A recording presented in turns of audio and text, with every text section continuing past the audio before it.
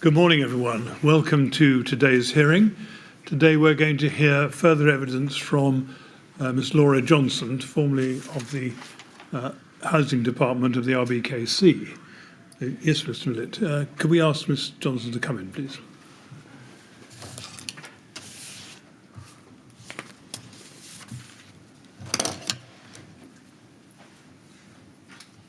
Thanks.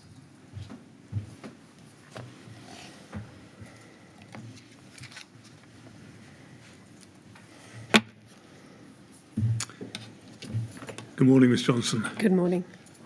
Take a moment to get yourself organised and then we'll get started.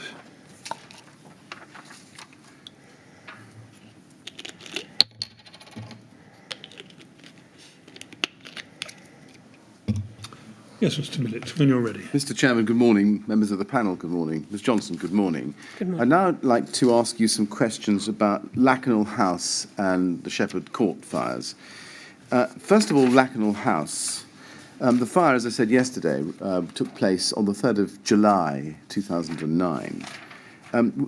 We saw Judith Blakeman's email to you on the 4th of July 2009, and just recapping from yesterday, I think you agree that you became aware of that fire at the latest the next day. Yes. Yeah. Can we now look, please, at RBK 30045588?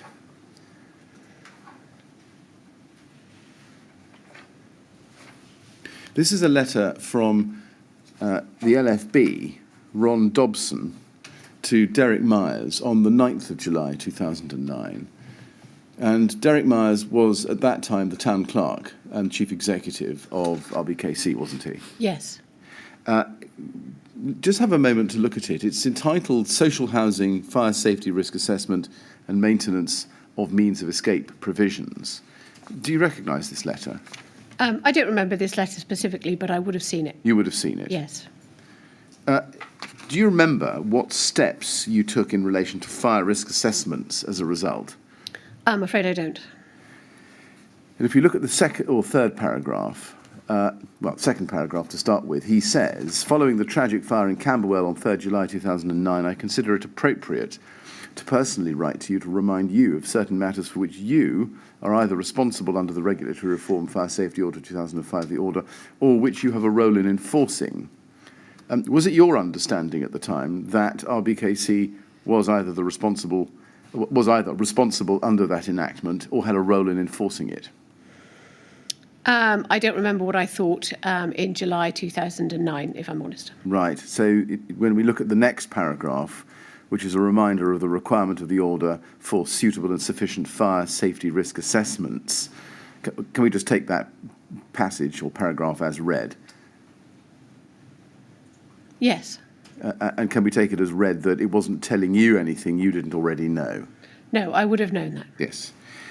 Now, moving to March 2010, can we go to RBK 30030060, please? RBK 30030060. This is a joint report which you produced together with Robert Black and Jean Daintith. We can see that from lower down in the document. In fact, well, let's go to that. It's at page 4, just to show you the bottom of the document. There's Robert Black's name, your name, and Ms. Daintith's name. Can we go back to page 1, please? It's entitled LGA Report, quotes, Extinguishing the Risk, a Councillor's Guide to Fire Safety. Again, did you draft this document yourself, or was this drafted for you and you read it through and approved it? I would not have drafted it myself. Someone else would have drafted it in the department and I would have read it through and approved it. Now, looking at the date, it's for the Scrutiny Committee, 15th of March 2010, as you can see from the second heading there. Who is it in your department, do you recall, who would have done the primary drafting of this document? Could we scroll down to the end of the document, please? Yes, page 4. It looks as though, because the contact officer is Janice Ray, that actually it would have been Janice Ray at the TMO who authored this.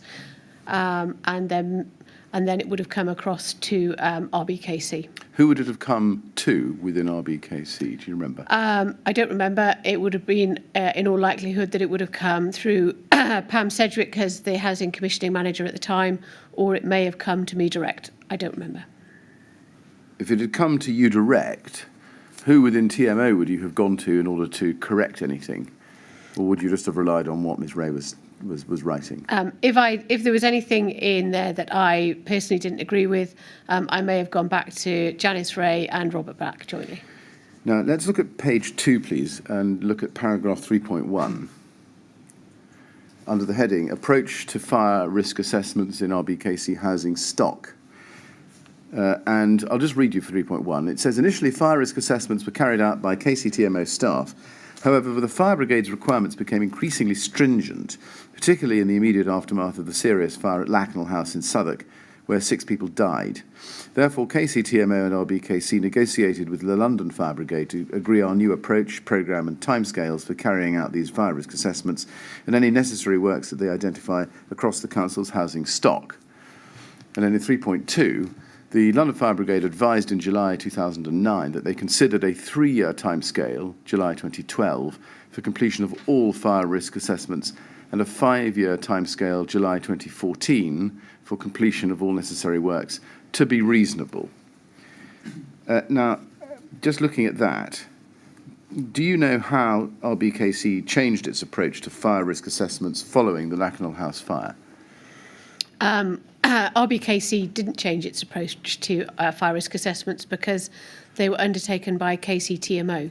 So it would have been KCTMO that then changed its approach to fire risk assessments. So, although we had joint responsibility, they were the organisation that undertook the fire risk assessments, commissioned the fire risk assessments, monitored the fire risk assessments, and then undertook the actions that came out of the fire risk assessments. yes, it's really that latter part. In relation to RBKC's role in respect of fire risk assessments, did RBKC change its approach following the Lacknell House fire and the fire brigade's approach as a result of it? Not specifically, no, RBKC didn't, unless KCTMO did. So, looking at paragraph 3.2, as I've shown you, we can see that July 2014 was the deadline for completion of all works identified in any FRA action plan. Was that deadline ever extended, to your knowledge? I don't remember. Look at 3.3, please, and the bullet point at the foot of page 2. The paragraph starts, specifically RBKC and KCTMO then proposed, and the London Fire Brigade agreed the following, and you can see that there's a list of things that were agreed. The bullet point at the foot of page 2 says that each risk assessment would have an action plan setting out recommendations, and these would clearly state which actions are required to comply with legislation, which are necessary to comply with British standards, and which would be considered to be good practice, and these recommendations will be progressed in this priority order. Was the goal that the priority would be set independently by the fire risk assessor and then observed by the TMO and RBKC? Yes, that would be the methodology. So it wasn't negotiable. The priority wasn't negotiable.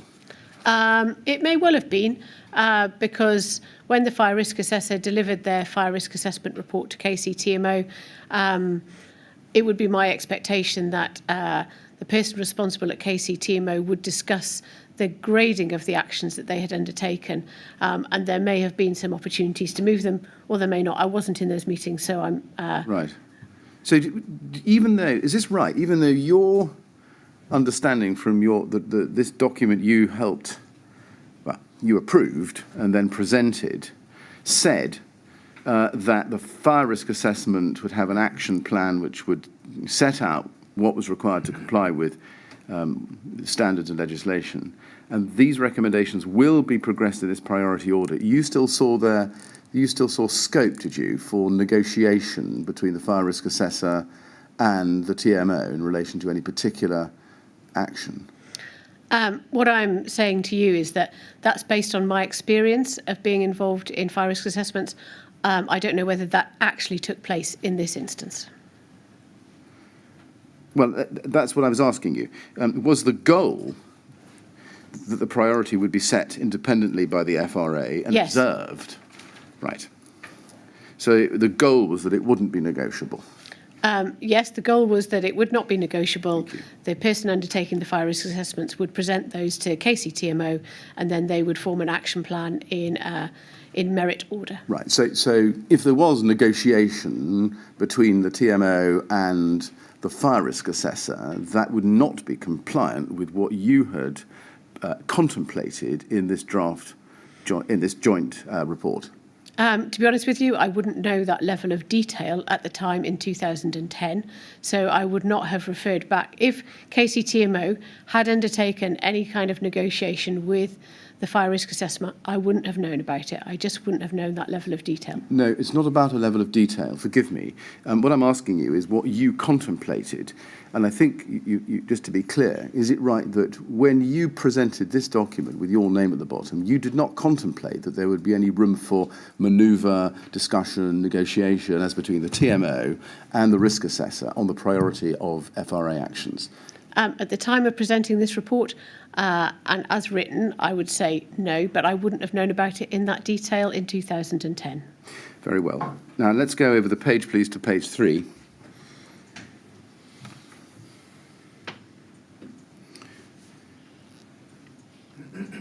On page 3, Progress is the title, with fire risk assessments in RBKC housing stock.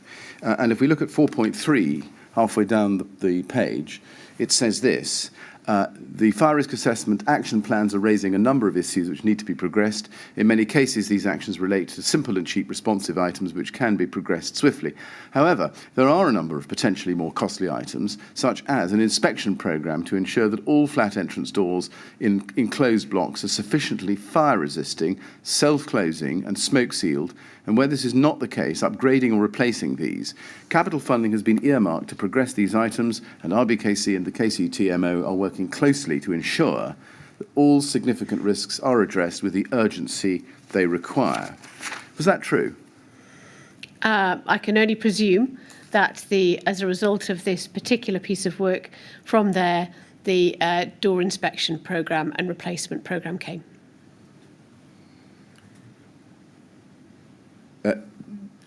I'm sorry. But I'm sorry, I don't know the detail that relates to this 4.3 because I don't remember.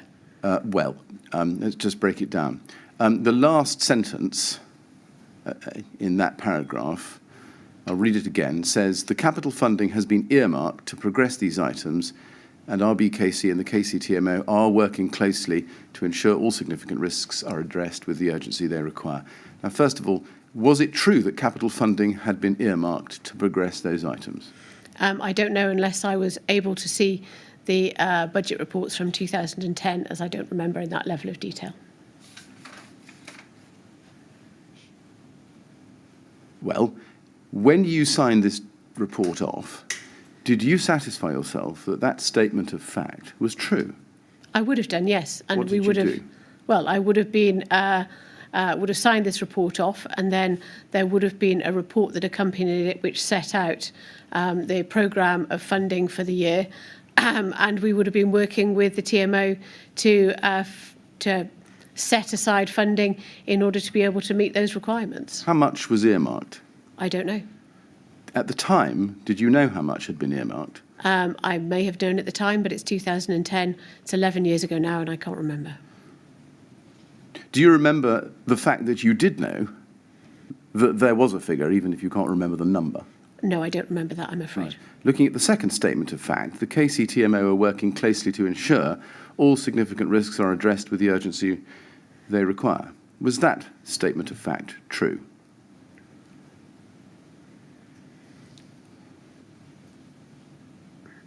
I don't remember. But you don't remember whether it was true or not? I can only presume it was true because I've signed my name to it, and this was a report jointly authored by myself and KCTMO, and we weren't in the habit of putting items in reports that weren't true. Well, that I follow, which leads me to the next question. If you weren't in the habit of making false statements, what did you do yourself to satisfy yourself that that statement was true? I don't remember. Did you just take it on trust from Janice Ray? I may well have taken it on trust, yes. Why did you do that? Because she's an experienced health and safety officer working in KCTMO. and has a high level of responsibility for undertaking these actions. And I would have seen evidence in the regular monitoring reports that were presented to Scrutiny Committee setting out the actions that they were taking on health and safety. Do you know what it was that RBKC and TMO were doing by way of this close working as stated here? I don't know, but it would have been undertaken by Pam Sedgwick's team at that time. Do you know what arrangements had been made or contemplated by RBKC to monitor the progress into the future of this flat front door project? At this precise time, I don't know, but I know because of the reports that came to Scrutiny Committee setting out the progress against that flat entrance door programme. And I do know that a member of Pam Sedgwick's team was closely involved in monitoring the implementation of that flat entrance door programme, and I was kept up to date on it. Would you agree that, according to what I've shown you in this document, all flat front doors in the TMO stock should have been inspected and made fire safe by July 2014? I think that's what the document is alluding to broadly. Why do you say broadly?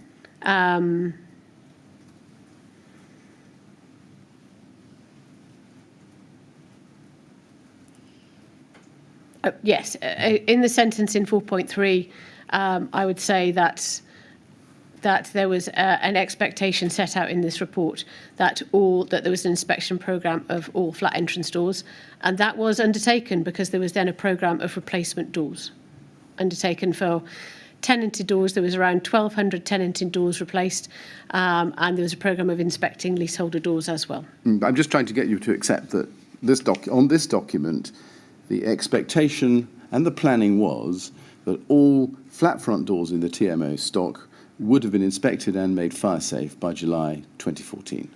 They were inspected, and there was as a result of that, there was a fire door replacement programme. Yes, you're not quite answering my question. Forgive me.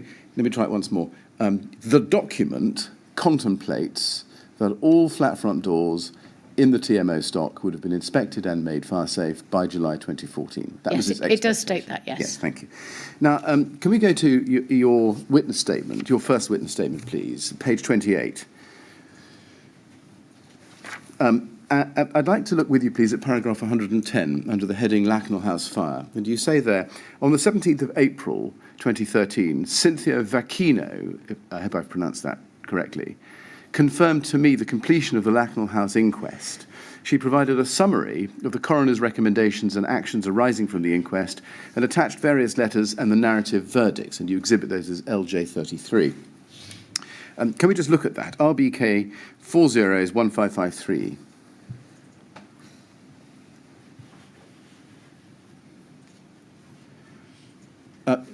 That is the formal set of recommendations and actions, the Rule 43 report. Did you read this document? I would have read through it. Yes. If we go to page 8, please, can we go to that? On page 8, towards the top of the page, there's a heading, Fire Safety, Firefighting and Search and Rescue. You see that? And you can see what is written below that. Can we take it that you would have read that or did read that when you received this? Yes, I would. So you were familiar with the stay put principle? Yes, I was. And the explanation of it set out in this document? Yes. And the recommendation that's made in the last paragraph, in the second and third paragraphs there? Yes? Yes. Yes. Did you take any action to ensure that the appropriate guidance was given to residents relating to the stay put principle? I personally didn't, but I was aware of the fact that I also received information regarding Lackner House through London councils as part of a remit that we had around fire safety as the housing group, and I passed on information to the TMO from that group, one of which is, I think there was a leaflet around the stay put policy, and I understand the TMO did some work around making residents aware through their Link magazine around stay put. Did you ever have any discussions with the TMO about generic risk assessment 3.2, high-rise firefighting? No, and I don't believe I particularly about evacuation arrangements? No, I don't believe I did. Can we go to page 9 in this document, which is entitled Retrofit of Sprinklers in High-Rise Residential Buildings? Did you note those recommendations?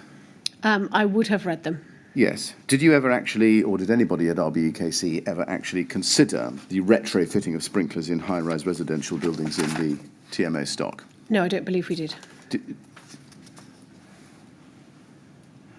And why was that? In brief. To be honest with you, I don't remember. Right.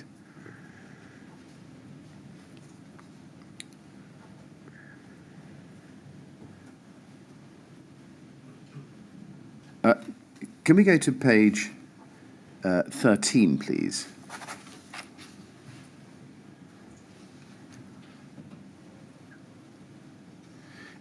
On page 13, you'll see that there's a heading, training of staff engaged in maintenance and refurbishment work on existing building. And then it goes on to say this, it is recommended that your authority consider the training needs of personnel who will be involved in procuring or supervising work to existing high-rise residential buildings, whether maintenance, refurbishment or rebuilding of parts of buildings, to ensure that materials and products used in such work have appropriate fire protection qualities. Staff should, for example, be trained to understand the significance of the compartmentation principle and to appreciate when building control should be notified about work to be undertaken. Do you remember reading this particular recommendation of the coroner? No. But can we assume that you did? Yes. Yes. Having read it, do you remember whether you considered the training needs of personnel, either in RBKC or more pertinently perhaps within the TMO, who were involved in procuring or supervising work to existing high-rise residential buildings? No, I do not. Why is that? If I personally wouldn't have overseen the training needs of personnel involved in high-rise buildings, I would have assumed that the TMO would have taken action in those instances. You would have assumed that. The recommendation is directed to your authority, and given the relationship with the TMO, did you not think it appropriate to at least raise with the TMO their considering their own training needs of their people involved in procuring or supervising work on high-rise residential buildings? I did not do that at the time. No. I mean, can you account for that? No. I mean, you should have done. I should have raised with them. I'm perfectly happy to concede that I should have had a conversation with the TMO about training of their personnel, of the people who work for them, about how they managed the evacuation or refurbishment of high-rise buildings and how it complied with or took the recommendations from the Lakanal house fire. And similarly, same questions in relation to training the understanding of the significance of the compartmentation principle. I did discuss compartmentation with the TMO because I was particularly concerned as a result of the Lakanal house fire, because the recommendations were so clear. We had a presentation undertaken by the building research establishment, which I arranged following a presentation they did at the housing group at London Councils, where they talked about the causes of the Lakanal house fire, how it had spread, how residents responded to it. Attendees at that meeting were from TMO, Planning Department, RBKC, and following that I was particularly aware that one of the significant issues from Lakanal was about how the fire spread due to lack of compartmentation, and it was a subject I raised particularly with Peter Maddison when the refurbishment of Grenfell Tower was undertaken. Yes, well, we'll come to the presentation shortly, so we'll look at that. Before we do, it's right, isn't it, I think, that in April, or by April 2013, you were well aware of the nature of the refurbishment of Grenfell Tower?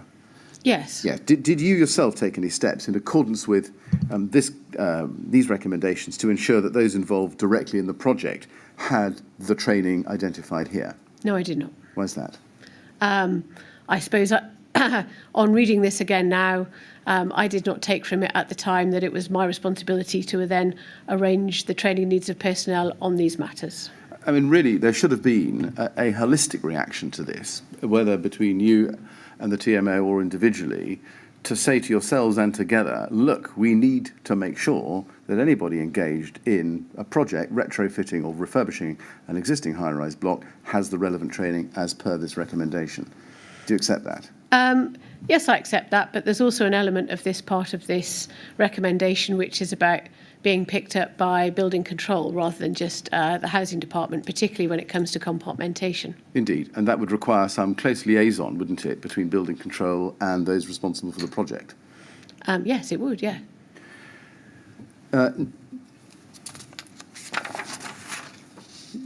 Did the coroner's recommendations give you particular cause for concern related when it came to the Grenfell Tower project? Or I say cause for concern, cause to think about the recommendations when it came to the Grenfell Tower project, particularly because it involved an overcladding? It didn't necessarily give me Lakanal House didn't necessarily give me concern about overcladding. It was about maintaining. What I took from it and what I remembered following reading this and from the presentation was about the need to ensure that there weren't penetrations and unnecessary penetrations in the concrete frame of the building which could cause fire to spread. And that's what I took from it and remembered from it and spoke particularly to the TMO about. Right. And about ensuring that, we were very clear that this was one of the findings that was contributed to the spread of Lakanal House fire. Although it's Lakanal House is very different, different in design and different in the way it was constructed. It was a scissor block, which was part of the reasons, and whereas Grenfell Tower was a concrete frame. Do you remember whether these recommendations and the package of materials that came with it was ever sent to the TMO? I don't remember. Were they ever discussed with the TMO? Yes, we definitely discussed, as I said, I discussed with Peter Madison around compartmentation, and members of the TMO attended a presentation by the BRE, which I arranged at the council offices. Now, can we look at TMO 10003054? This takes us into July 2013. And I'd like to go to page 3 in this email run, please. It's an email from Miss Sarah Frater, as you can see from the top of the page, to you, 10th July 2013. And she, although it takes some digging, it was from the Longlands Court Residents Association. And it forwards an email that had been sent to Councillor Fielding Mellon. If we just go to what she says. And if you then look up, you see that you ask Robert Black about an extensive response. And if we go to page 2, you say in the second email there, Robert, we did quite an extensive response to something very similar on this issue from Sarah Frater a few months ago. I can't find my copy. Do you have what we wrote? And he comes back to you on the 12th of July, just a little bit above that, and he says this: Laura, I have now had a chance to read this, and I feel again she's making unfounded accusations, which I would like my team to comment on for your reply. If she didn't go to so many people, which this is an example, then she might get a response. Peter and Janice, and that's I'm assuming Peter Madison in the who also received this. I would like us to review this and address the accusations she is making. Enough bile for this week. And then a little bit above that, you go back to him and you say, Robert, I've done a very quick response to Councillor Fielding Mellon, directing him to Michael Clark to discuss the Good Ferry development, and gave him a couple of sentences confirming that Peter had spoken to Sarah, etc. And then you say, it may be worth the monthly TMO Digest doing an update on fire safety generally for Councillor FM. Then you can include Grenfell, Trellick, tower block safety and leaseholder doors. You could reference in there Sarah's comments about Longlands Court. It may be timely in the light of the fire this weekend in Bow, which looked nasty but was dealt with really efficiently by the fire service, and all the press about Lakanal and how the TMOs reacted. Councillor Coleridge knew all about it, but Councillor Fielding Mellon, FM, doesn't, so worth an update. And then if we look at the final email in the chain, please, on page 1, I'm sorry to take so much time up looking at all this, but it's important you see the context. At the very top of the page, we can see that Janice Ray sends to Robert Black, but not to you, a briefing note by way of an attachment on safety, and it's called Fire Safety in TMO Blocks, Briefing Note for Councillors Digest, July 2013.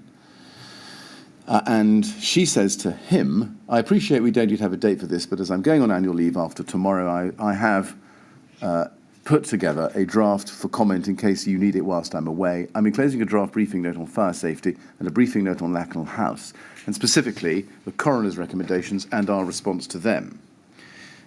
Now, this email conversation, if I can put it that way, took place some 4 months after you received the coroner's recommendations in the Lacknell House inquest.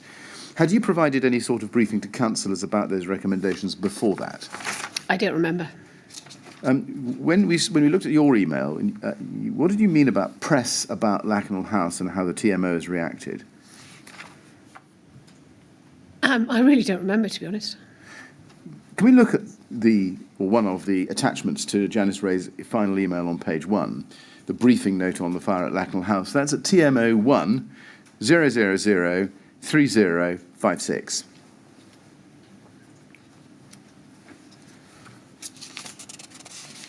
And there is the briefing note done by Janice Ray. And we know that because at page 3, if we could just scroll quickly down to that, we can see her name and the date, June 2013. Did you look at this document? Or have you seen this document? I don't remember seeing this document, but if it formed part of a briefing note to Councillor Fielding Mellon, then I would have seen it. Right. Would you have read it and digested it, do you think? Yes. Do you remember discussing its contents at all with Janice Ray or another officer of the TMO particularly? I don't particularly remember discussing this, no. You mentioned a presentation by the BRE a moment ago, and I said I'd come back to that. Can we go to your third witness statement, please? RBK 30 is 57506, and I want to look at pages 1 and 2, paragraphs 3 to 5 there. If you look at page 1, question 1, you're asked the question, you say, I've been asked whether I'm aware of a presentation that David Crowder gave to the TMO and or RBK staff regarding the Lacknell House fire and whether I attended. I recall attending a presentation by David Crowder. I believe it was held at RBKC Town Hall. I do not recall the time or date this presentation took place. Can we go, please, to TMO 100 40126? And within that email run, please, can we go to page 2? It's an email chain from mid-November 2013, and this particular email, towards the bottom of page 2, is an email from Brian Castle of Richmond to a number of people in different authorities, as it appears. You've got Croydon, Enfield, etc. Copy to you. And the subject is Forward High-Rise Forum. And he refers in the first paragraph to the first high-rise forum. And if we go to page 2, please, or page 3, please, in this email run, you can see the paragraph starts, yesterday I went to a presentation hosted by LB Wandsworth by David Crowder from the Building Research Establishment, all about the technical failings of Lacknell, predominantly from adaptations to the original design, that it was excellent. He spent at least 50% of the last 4 years working on the Lacknell fire. If you haven't seen it and would like to, he's available to do more presentations. Then if we go up the chain, please, we can see that you send this email on, go to page 2, to Robert Black and Janice Ray at the TMO, and you say, interested in your thoughts as to whether you would be interested in a presentation from David Crowder. I know we don't have any block exactly like Lacknell, but it may be worthwhile nevertheless. Now, this initial email was sent, as we can see, in November 2013, 15th of November 2013. Does that assist you about when you attended the presentation by David Crowder that you agreed you did in your third witness statement, which is paragraph 3? No, not particularly. It would have taken place, I presume, in December or the following year of 2014. Well, I was going to ask you, was it on the 10th of January 2014? And that's a bit of a specific date, but I have a reason for asking it. I don't remember. Why did you suggest that Janice Ray and Robert Black attend the David Crowder presentation? Because I thought they would find it really interesting and informative, having been to, having had a presentation or having discussed fire safety in Lakanal House at the London Council Housing Directors Group. I thought it was worthwhile for people to know what he had to say about it. When you said you don't have a block exactly like Lakanal, what did you mean? I wasn't aware of us having a block that was of the same construction type as Lakanal House. Right. And what construction type was that? Oh, I don't remember now, but it was a scissor block, as I seem to remember, rather than a straightforward tower block. And from the presentation, I remember that the way the fire penetrated was because, in terms of a scissor block, the staircases crossed like that, which meant that when works had been undertaken to that particular block, it had the compartmentalisation had been compromised, allowing the fire to penetrate between the staircases, which meant it could travel between different flats more easily. Why did you personally attend this presentation? Because I was interested. Well, And I wanted to know what he had to say, and it's far better to be informed than not informed about these things. I understand. Interested personally rather than interested because of your role? No, interested professionally and personally. Can we go to your third witness statement again, please, and look at page 2, paragraph 7? You say there, I've been asked whether RBKC made any changes to how it managed fire safety across the housing stock as a result of this presentation. I do not recall if there was any policy or procedural reviews with regard to how fire safety was managed, and therefore any changes made as a result of the presentation, either in RBKC Housing Department or at the TMO. Is that, in other words, you don't remember whether or not there were, is it because there weren't, in fact, any policy or procedural reviews? No, it's because I don't remember. I see. Do you recall if you personally took any action as a result of having attended the presentation? I don't remember taking any action as a result of the presentation. The presentation, as you say, on page 2, if we scroll up a little bit further, please, to paragraph 4, covered a number of topics. And you set them out in 6 sub-paragraphs. One of those was the spread of fire, 4.3, how the fire spread. Did that give you any cause for concern, or did it spark your interest or curiosity in relation to the external cladding, which was being applied at Grenfell, or at least being discussed at Grenfell at this point?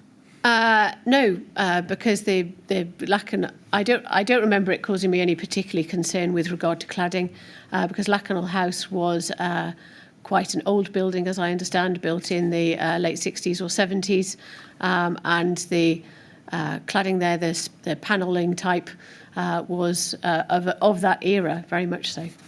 So it would have been very different to anything that was suggested at Grenfell Tower. So, in general terms, although these subtopics were covered by David Crowder in his presentation, you didn't make a link between these topics and the works then going on or projected to go on at Grenfell Tower? Yes, I did. As I've already explained, I made a link not in terms of cladding types, because the cladding was very different at Lakanal to whatever was proposed at Grenfell Tower, but I did make a link in terms of compartmentalisation, and I was particularly interested from that presentation in the way that I believe there had been a number of different works undertaken at Lakanal, where a number of layers of paint, number of ways that the roof spaces had no longer had fire stopping in them. And what I took from it was very much about the compartmentalisation being compromised, and that needed to be, kind of a very much top priority when looking at any refurbishment programme. So, just to be clear, what you just said, is that a reference, perhaps a longer hand reference, to paragraph 4.6 on page 2, the structure of Lakanal House and how works that had taken place? Yes. Contributed to a reduction in compartmentation. Did you make any link? Well, let me ask it this way: what lesson from 4.6 did you take, which should be applied to Grenfell?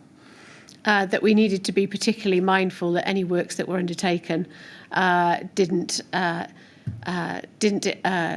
didn't compromise the compartmentation of the building. And did you pass that learning back to the TMO? I definitely spoke to Peter Maddison about it in terms of the outcomes from the Lakanal House fire. It was probably, I remember a conversation about it, but it was probably unminuted. Can you give us a feel for what you told Peter Maddison on the subject of your learning about compartmentation from Dave Crowder's presentation? I believe Peter Maddison was at that presentation. Right. So he would have heard the same information that I heard. And it would have been the subject of a conversation or as a discussion. Right. Rather than me providing Peter Maddison with instruction, because I wouldn't presume to do so because he was head of assets, not myself. No, I'm not suggesting that you would have instructed him at all, but I would rather taken from your answer that you learned something about compartmentation, as you've identified at paragraph 4.6, and then shared it, perhaps, that's a better word, with Peter Maddison. Really what I'm after is what specifically do you remember sharing with Peter Maddison about compartmentation risks, or the risks to compartmentation at Grenfell as a result of the presentation? I don't remember what I specifically said, but I remember a general conversation about the cause of the fire at Lakanal and about how compartmentation had been compromised. Can we go to BRE 405871, please?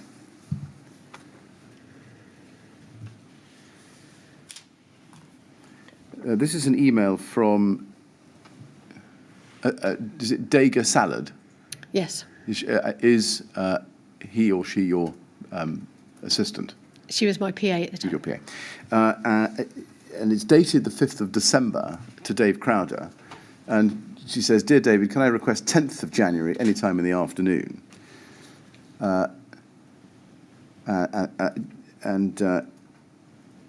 She goes on, "The meeting request is about the high-rise forum, etc." And it says, "Hammersmith, Fulham Council, Westminster Council and Royal Borough would like to invite you to discuss the presentation hosted by LB Wandsworth by you all about the technical failings of Lakanal, predominantly from adaptations to the original design." Did you dictate that?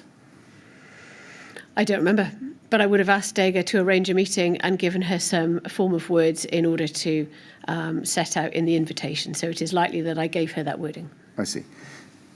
Were you aware in December 2013 that the fire at Lakanal House arose predominantly from adaptations to the original design? Yes, possibly. Yes, I probably was. If I asked Dega to write that, then I would have picked that up as part of the information that I had about the causes of the fire at Lakanal House. Right, and did that lead you to have specific concerns, or perhaps interest, is a better word, about the proposed refurbishment at Grenfell Tower? Yes, I was, kind of aware that that one of the reasons for the fire spread at Lakanal had been because they'd had a number of programmes of work, as there would be to any block of the age at Lakanal, window replacement programmes, door replacement programmes, TV lighting, all of those things had gone in at different times, and that there was a risk in doing any of those kind of refurbishment projects that compromised fire safety. Right. You said in your evidence just a little bit, just a few minutes ago, that Peter Maddison was at the presentation. I believe he was. Believe he was. You recall that, do you? Well, it's a long time ago now, so and memories are not always accurate, but based on what I remember from 8 years ago, I thought Peter Maddison was at that presentation. But he would be able to confirm that, not I. Well, I don't think he was, and his name wasn't on the invite list. So I'm just really exploring with you how clear your memory of that was. I thought he was there. He may not have, but you would have to confirm that with Peter. Can we then move on to look at your communications with Rockfielding Mellon in July 2014? RBK 405826, please. This is an email from you, to you, from Nicholas Holgate on the 15th of July 2014. You see that? Yes. And he is forwarding in turn an email that he's received, which you can see the beginning of just below it, from Rita Dexter at London Fire, Elthiefa, in fact, of the 14th of July 2014, which is entitled 2 New Guides for Councillors About Fire Safety and Know the Plan. those two guides are attached, and in his email he says, subject to your views, may I suggest that before the end of July you forward the attached guides to all councillors in each council with a covering assessment of our approach to and quality of health and safety for council housing. Did you open the attachments, first of all? Yes, I would have done. And read them? Yes. Can you confirm, and we'll look at the attachments shortly, but can you confirm that you only forwarded those briefings to councillors Marshall and Fielding Mellon, but not all councillors? I can't confirm that without documentary evidence. Right. We haven't seen any documentary evidence that you forwarded it to any councillors other than Marshall and Fielding Mellon. Are you able to explain why that is? In which case I only forward them to Councillor Fielding Mellon and Councillor Marshall. And why would that have been? Because Councillor Marshall was chair of Housing and Property Scrutiny Committee, and Councillor Fielding Mellon was the cabinet member for housing and property at that time. So I forwarded it to the two councillors with a responsibility or oversight for housing. Right, even though Mr Holgate had asked you to send them to all councillors? Yes, I was clearly in error. Can we look, please, at your first witness statement at page 28, where you refer to an email of the 17th of July 2014 at paragraph 111, foot of the page. You say, on 17th July 2014, I emailed Councillor Fielding Mellon and Councillor Marshall stating that the councillor and the TMO were aware of the advice coming from LFB following the Lacknell House fire, and that we were reassured that the TMO were on top of it. Let's look at the email itself, RBK 403314.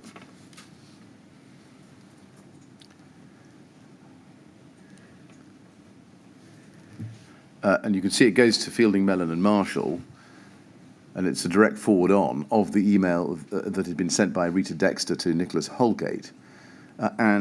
You say, the fire brigade have produced these two documents with accompanying email. I hope we've provided scrutiny committee with sufficient information on fire safety and the measures that the council and the TMO are taking to ensure the health and safety of the council's tenants and leaseholders. But if as a result of reading the information attached would like any further updates, please let me know and we can provide a further update. Now, just standing back from that for a moment and looking at where we are in the Grenfell Tower project, do you recall that at that time, Councillor Fielding Mellon was in communication with the TMO and the RBKC planners about the colour of the cladding at Grenfell Tower, July 14? No, I don't recall Councillor Fielding Mellon being in communication with either of those two organisations about the colour of the cladding. Do you remember sending these guides as a result of this communication? I don't remember, but I must have done. Did either of these councillors respond to this email? Do you remember? I don't remember. Did either of them ask you for any further information as you'd offered them? I'm afraid I don't remember.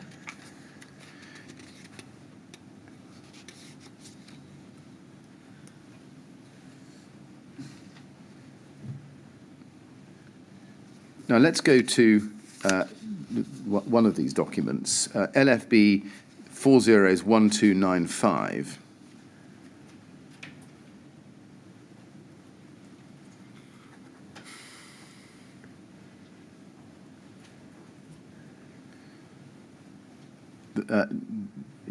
That is one of the two documents that was sent to you, and it's entitled Councillor Guide on Fire Safety for Use During Council Meetings. You see that? Yes. There's a big tower block question mark on the right, so it's quite a memorable document. Do you remember it? Yes. If you look at page 2, please, there's a question at the top. What can councillors do?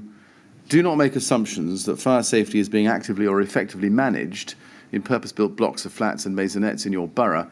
Councillors can make their boroughs safer by scrutinising how responsibilities for fire safety are met and ensuring that the fire safety in your borough is continuously being monitored and improved. And then it goes on, strategic and policy questions for councillors to ask. These are questions you should ask about the fire safety of purpose-built blocks of flats and maisonettes in your borough, particularly in relation to the residential estates and properties run by the local authority, ALMO, or local housing associations. They can be asked generally or in the context of specific programmes and projects. And then, if you look below the box, if we scroll down, please, you can see a number of bullet point questions. In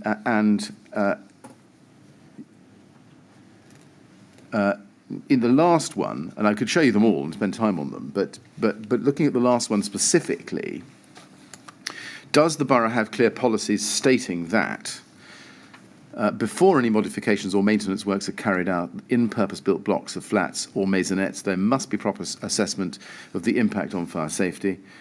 All modifications or maintenance works will result in buildings which are equally or more fire safety compliant than they were before the works. Once modifications or maintenance works are complete, councillors will receive confirmation that the building will meet all necessary fire safety requirements. Did you look at and note those particular questions? I would have read this document, but I don't remember taking particular note of these and then doing anything as a result of them. Did RBKC have clear policies as recommended there? If it had policies on modification or maintenance works, then it would have been undertaken by building control or the planning department rather than housing. But you aren't able, sitting there, to identify what those policies are? No.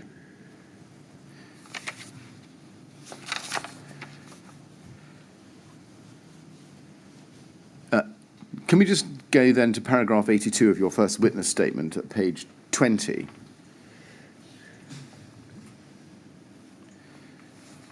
You say in paragraph 82, I did not ask about the combustibility of either zinc or aluminium cladding option. It wouldn't have occurred to me to ask about the flammability of the material or health and safety considerations. I would have assumed that quality checks had been done by qualified professionals, the TMO employed, or regulated through British safety standards, strict central government regulation. This is not my area of expertise. And you go on about the conversation you were having about cladding solution within the budget. Given what you say there, but looking also at the guide, why was it that you didn't at least ask the questions about whether suitable checks had been done at each stage of the refurbishment to ensure that flammability of material or health and safety considerations were being observed? I would have expected that conversation to be undertaken by building professionals rather than myself. Yes, but the problem with that isn't it, is that that's not what's recommended by the LFB. The LFB is giving a set of questions for councillors to ask and make sure that clear policies exist. Yes, they are. So merely just relying on professionals engaged by the TMO wasn't good enough, was it? Well, relying on people who are professionals in the building industry, who have that expertise, and also our RBKC's building control team, who will be undertaking inspections of the building as well. I think it's probably quite reasonable, actually, for me to expect professionals in the building industry to be undertaking those tasks. But you would agree with me, I think, that as per the recommendations, councils had to have, or should have, clear policies in place that there would be proper assessment on impact of fire safety, essentially at each stage, with a final confirmation that the building as modified or refurbished meets all necessary fire safety requirements. And I would have expected that to be undertaken by building control. But the point is that you would have had to have had a policy within RBKC for making sure that that happened. Was there such a policy? I don't know. There should have been, there, shouldn't there? Well, as I said, I would have expected building control to pick that up.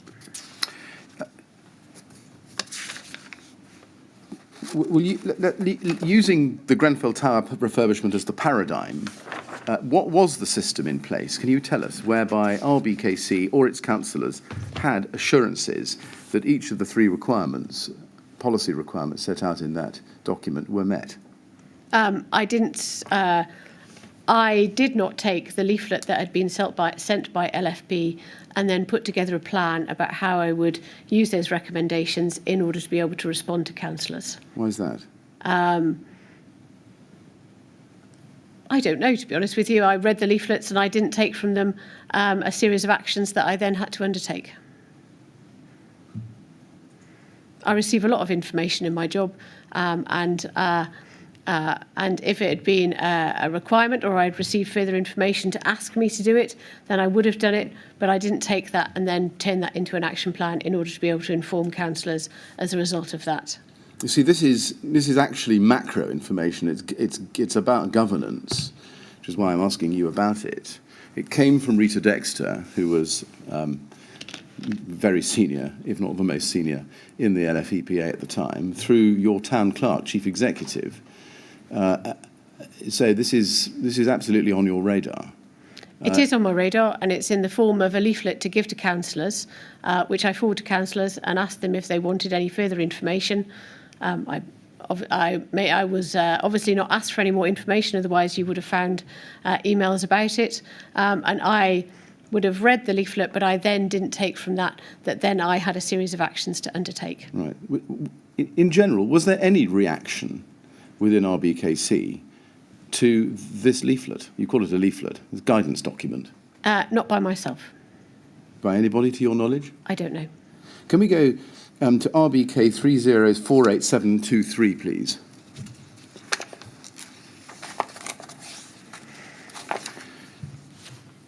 This is an email of the 3rd of February 2015 sent by John Allen to you and Debbie Morris, and it attaches a letter.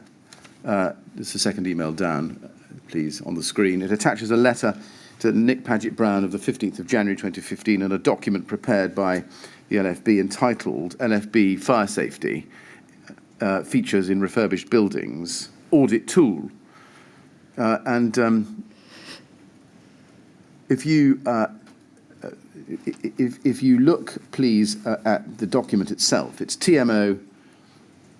I'm so sorry, I'm rushing on ahead a little bit too fast. This document comes from John Allen to Michael Clark, as you can see from this email. It then gets sent to you by John Allen at the top of the screen.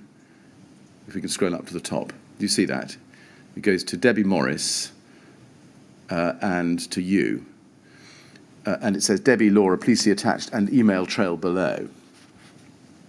And in that email, you can see the attachments: LB Fire Safety and Refurbished Buildings Audit Tool Report, letter to boroughs, etc. And if we go to TMO 100429556, please, we can see the Audit Tool Report attachment. Do you remember seeing this document? I'm afraid I don't. You don't remember seeing it. Can we assume that you would have, being your normal habit, have opened the attachment and read the document? Yes, I would, yeah. And it says at the beginning, London Fire Brigade is concerned about the arrangements in place for protecting the fire safety precautions of a building, especially if it has been refurbished or if any modification or maintenance projects have been carried out. Now, this is February 15. When you read that, did you think of any particular refurbishment project? I don't remember reading this document. You don't remember reading it? No.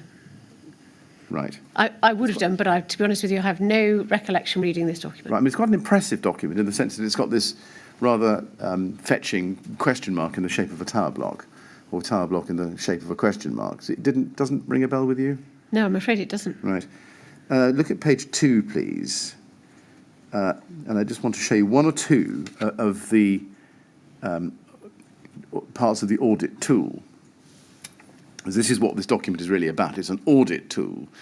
On page 2, we've got section 1, which is focused on whether your organisation has exercised any policy governance around fire safety management. It's designed for local authorities, but could equally be applied to other bodies. Councillors could ask officers to prepare a report addressing these issues. And look at question 2.4, please, if we can go to page 3,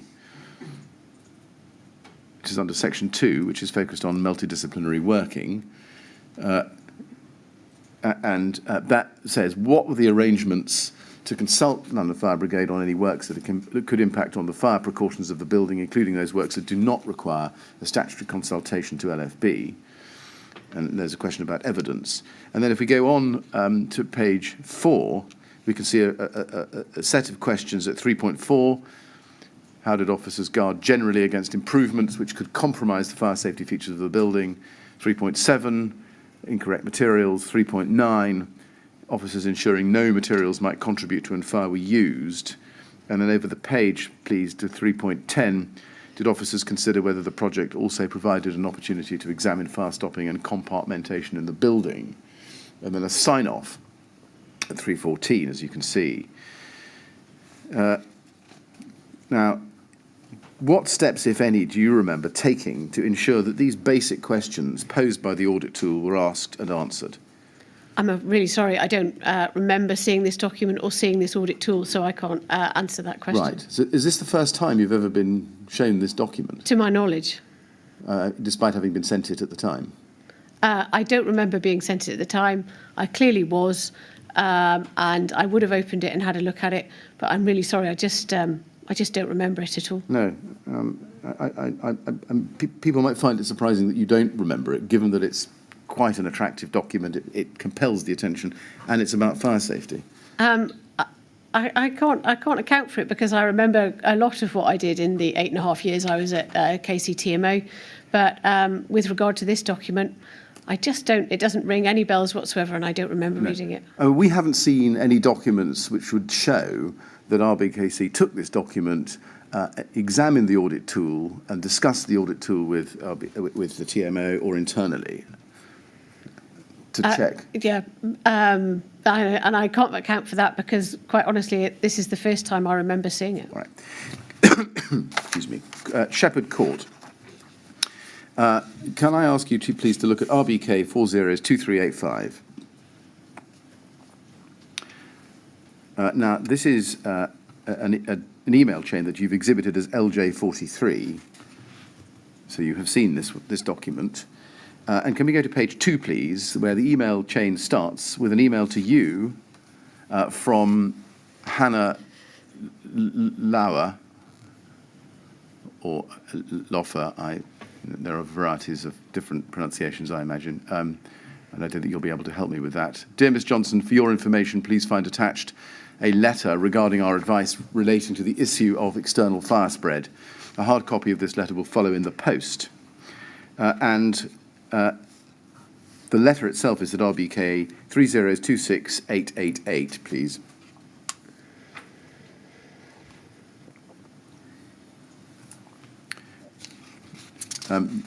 There it is. It's addressed to you. It's dated the 6th of April 2017, and it's entitled Tall Buildings External Fire Spread. Just pausing there, can we take it that you opened and read that letter? Yes, I did. Did you do that straight away, or did you do that at some point during the 2 weeks before you sent it on to Robert Black? I was on holiday for those 2 weeks, Right. which is why it didn't get sent on immediately. And on return from holiday, I would have been going through possibly hundreds of emails that I had received at that time, and then I would have sent it on. Understand. But did you read it? Yes, I while read on it. No, well, did you read it while on holiday, or did you read it when you got back and went through your emails? I would have read it when I got back from holiday, as is custom and practice for me, not for everyone. I would have been going through my emails and seeing what I needed to, what hadn't been actioned in my absence, would have seen it and thought, right, I just need to send that on to Mr. Black, sort of fairly quickly. Yes.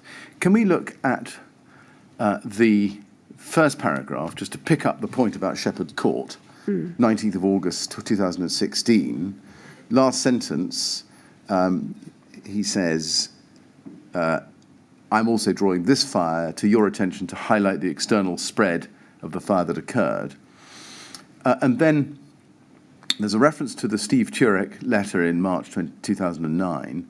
And then in the third paragraph, he says, we have seen a number of cases where it appears on the basis of the information available to us that the level of fire protection to the external face of the building did not comply with the requirements of Part B of the building regulations insofar as they seek to limit the speed at which a fire can travel and spread over the external face of a building or may contribute to a fire.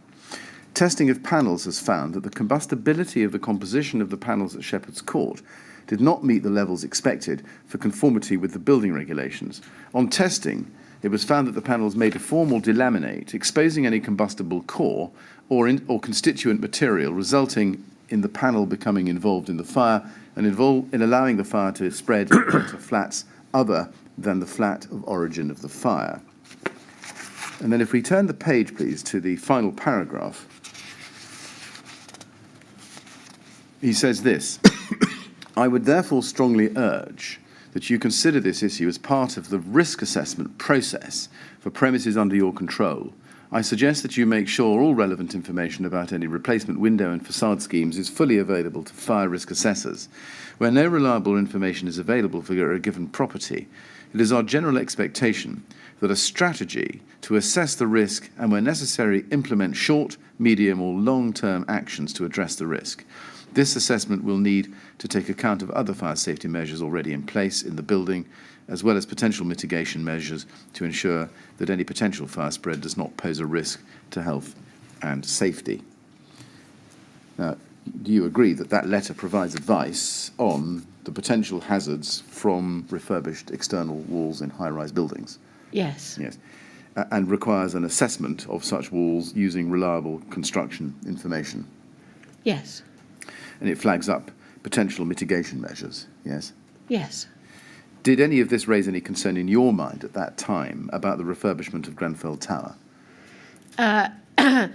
Yes, and Robert Black replied to me to let me know that they had sought advice from their fire risk assessor about the cladding at Grenfell Tower, and received communication to the effect that it wasn't the same cladding that was on the fire at Shepherd's Court, and it was okay. So I had, so I took that to be. Yes.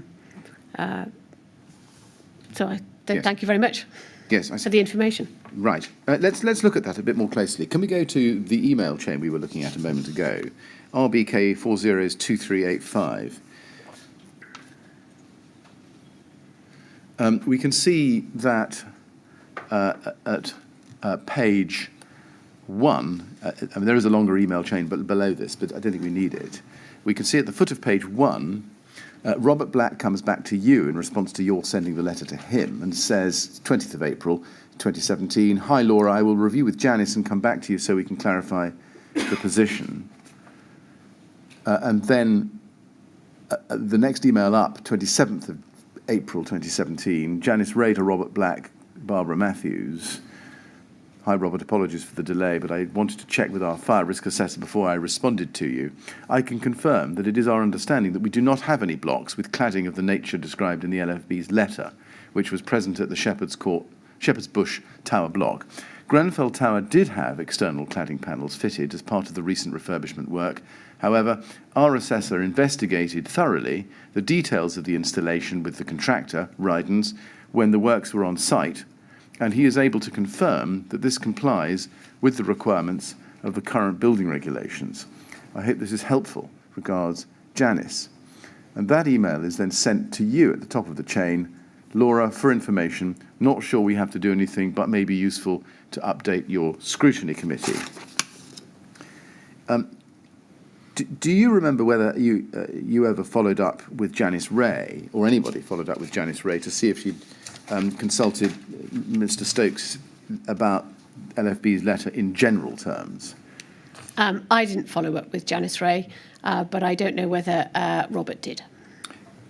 Did you take any steps to satisfy yourself that the TMO had carried out an adequate survey to investigate whether any TMO property was similarly clad to Shepherd's Court?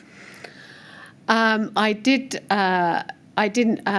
What did I do? I knew with the council's housing blocks I think there's 13 high-rise blocks that were across RBKC, and they were in the main brick or concrete construction, and so I was under the impression that there was no others that had cladding in the same way that Grenfell did.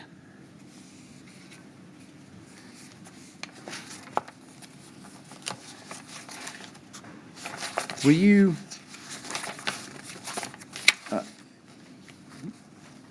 did you ask Janice Ray whether she'd got a formal and written confirmation from Carl Stokes that the new cladding at Grenfell Tower complied with the building regulations? No, I did not. Do you remember yourself at this stage having any concerns about Mr. Stokes's work? No. Did you ever have any such concerns? No. Did you know, or were ever given to understand that the TMO has concerns? No. did you never wonder why the LFB had served deficiency and enforcement notices on the TMO at the very least, when you had an apparently competent fire risk assessor providing FRAs and an apparently functional system for closing out FRA items?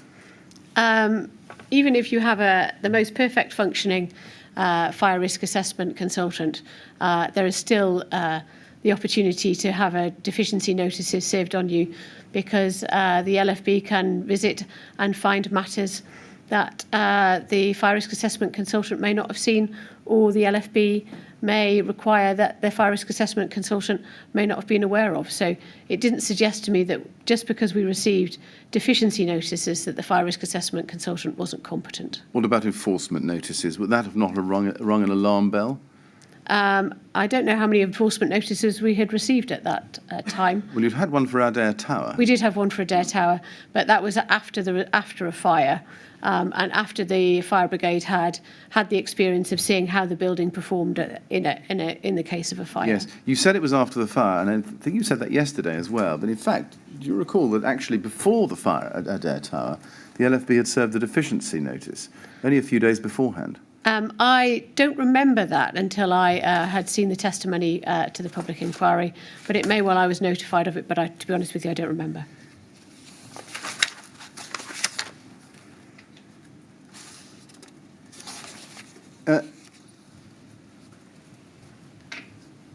Do you remember receiving or seeing an email from Councillor Blakeman in September 2016 about fire drills at Grenfell Tower? Yes. Let's go then to IWS 401489, please.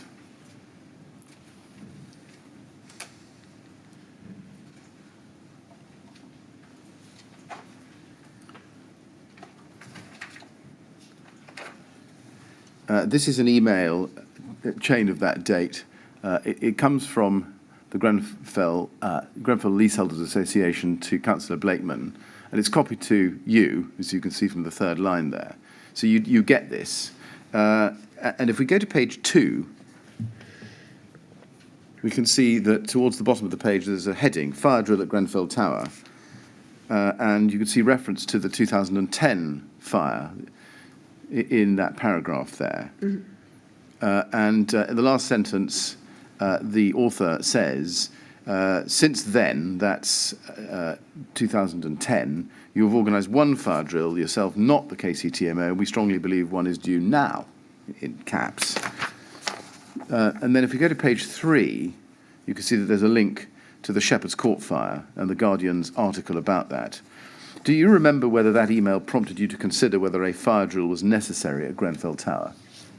I don't remember whether it prompted me to consider whether a fire drill were necessary, because it wasn't routine for us it wasn't routine for KCTMO, as I understood it, to undertake fire drills, because I understood there was a stay put policy, so it wasn't practice for a building to be evacuated, but for people to stay put until the fire brigade were on site, and they were organising the extinguishing of the fire and providing advice on how residents would or wouldn't be evacuated.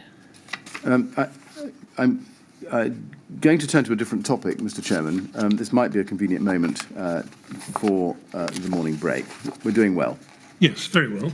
Well, I think it's a good point to have a break, Ms. Johnson. So we'll stop now. We'll return at 11:30, please. And as usual, please don't talk to anyone about your age. Thank you.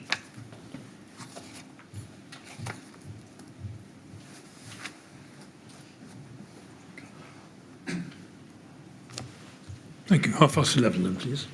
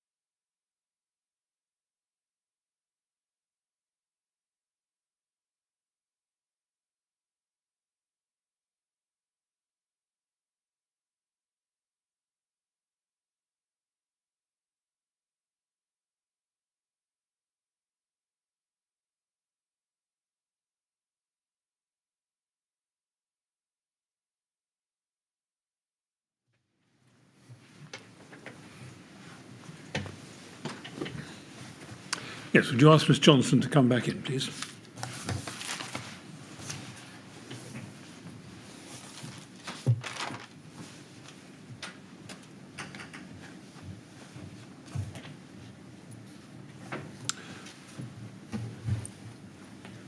Right, ready to carry on? Yes. Thank you. Yes, Mr Millett? Yes. Can I ask you now some questions, please, about communications with residents? And I'm going to start by taking you back, please, to what you said yesterday about the MMA.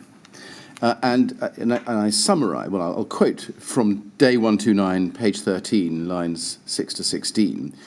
And you say that the MMA was set up to be a general document that set out the relationship between the council and the TMO because it's a standard document drafted by government that set out how you would work with it on a range of quite standard housing management issues, from rent collection to housing management to ASBs, as we saw yesterday, but perhaps didn't have any kind of specific chapters in it relating to very detailed pieces of work around a building refurbishment. That's what you said yesterday.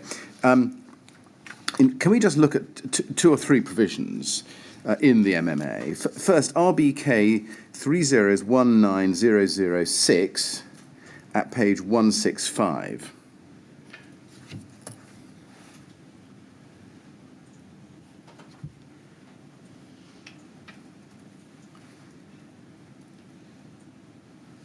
And under paragraph 2 there, you can see under 2.1, there was a provision as follows. The neighbourhood manager and project manager will decide whether to establish a client review group or steering group for the project. This will be chaired by a representative of the Residents' Association and will include the neighbourhood manager and project manager.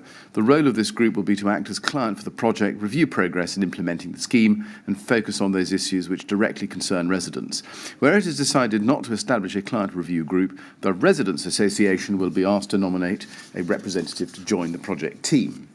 That's one. Then there's another on page 167, paragraph 5.2, under the heading Appointment of Consultants. And it says, the project manager, consultancy services manager, neighbourhood manager and residents association representatives will select suitable consultants with relevant experience. The project manager will chair the panel. Depending on the size and complexity of the project, consultants may be appointed from a number of disciplines. And the first one there, as you can see, is architecture. You see that? Yes. And there are also other specific skills. And then if you go to page 175, please, let's look together at paragraph 15.3, the top of the page. To ensure that tenants' concerns are addressed, the Residents' Association representative can either attend a site meeting or a meeting can be held with the Residents' Association prior to the site meeting. Feedback will be provided to the residents after the site meeting where necessary.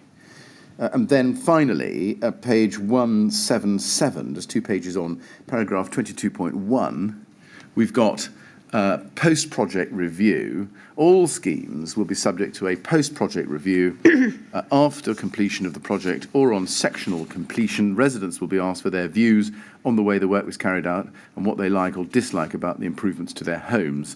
The survey will also seek to collect BME data. Now, I've shown you all of those.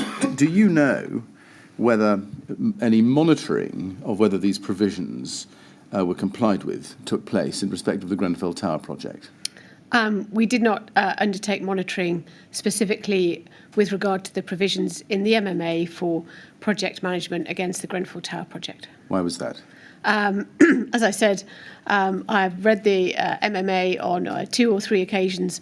I did not use it on a regular basis and therefore did not refer to it with regard to how resident engagement should be undertaken on a project of this type.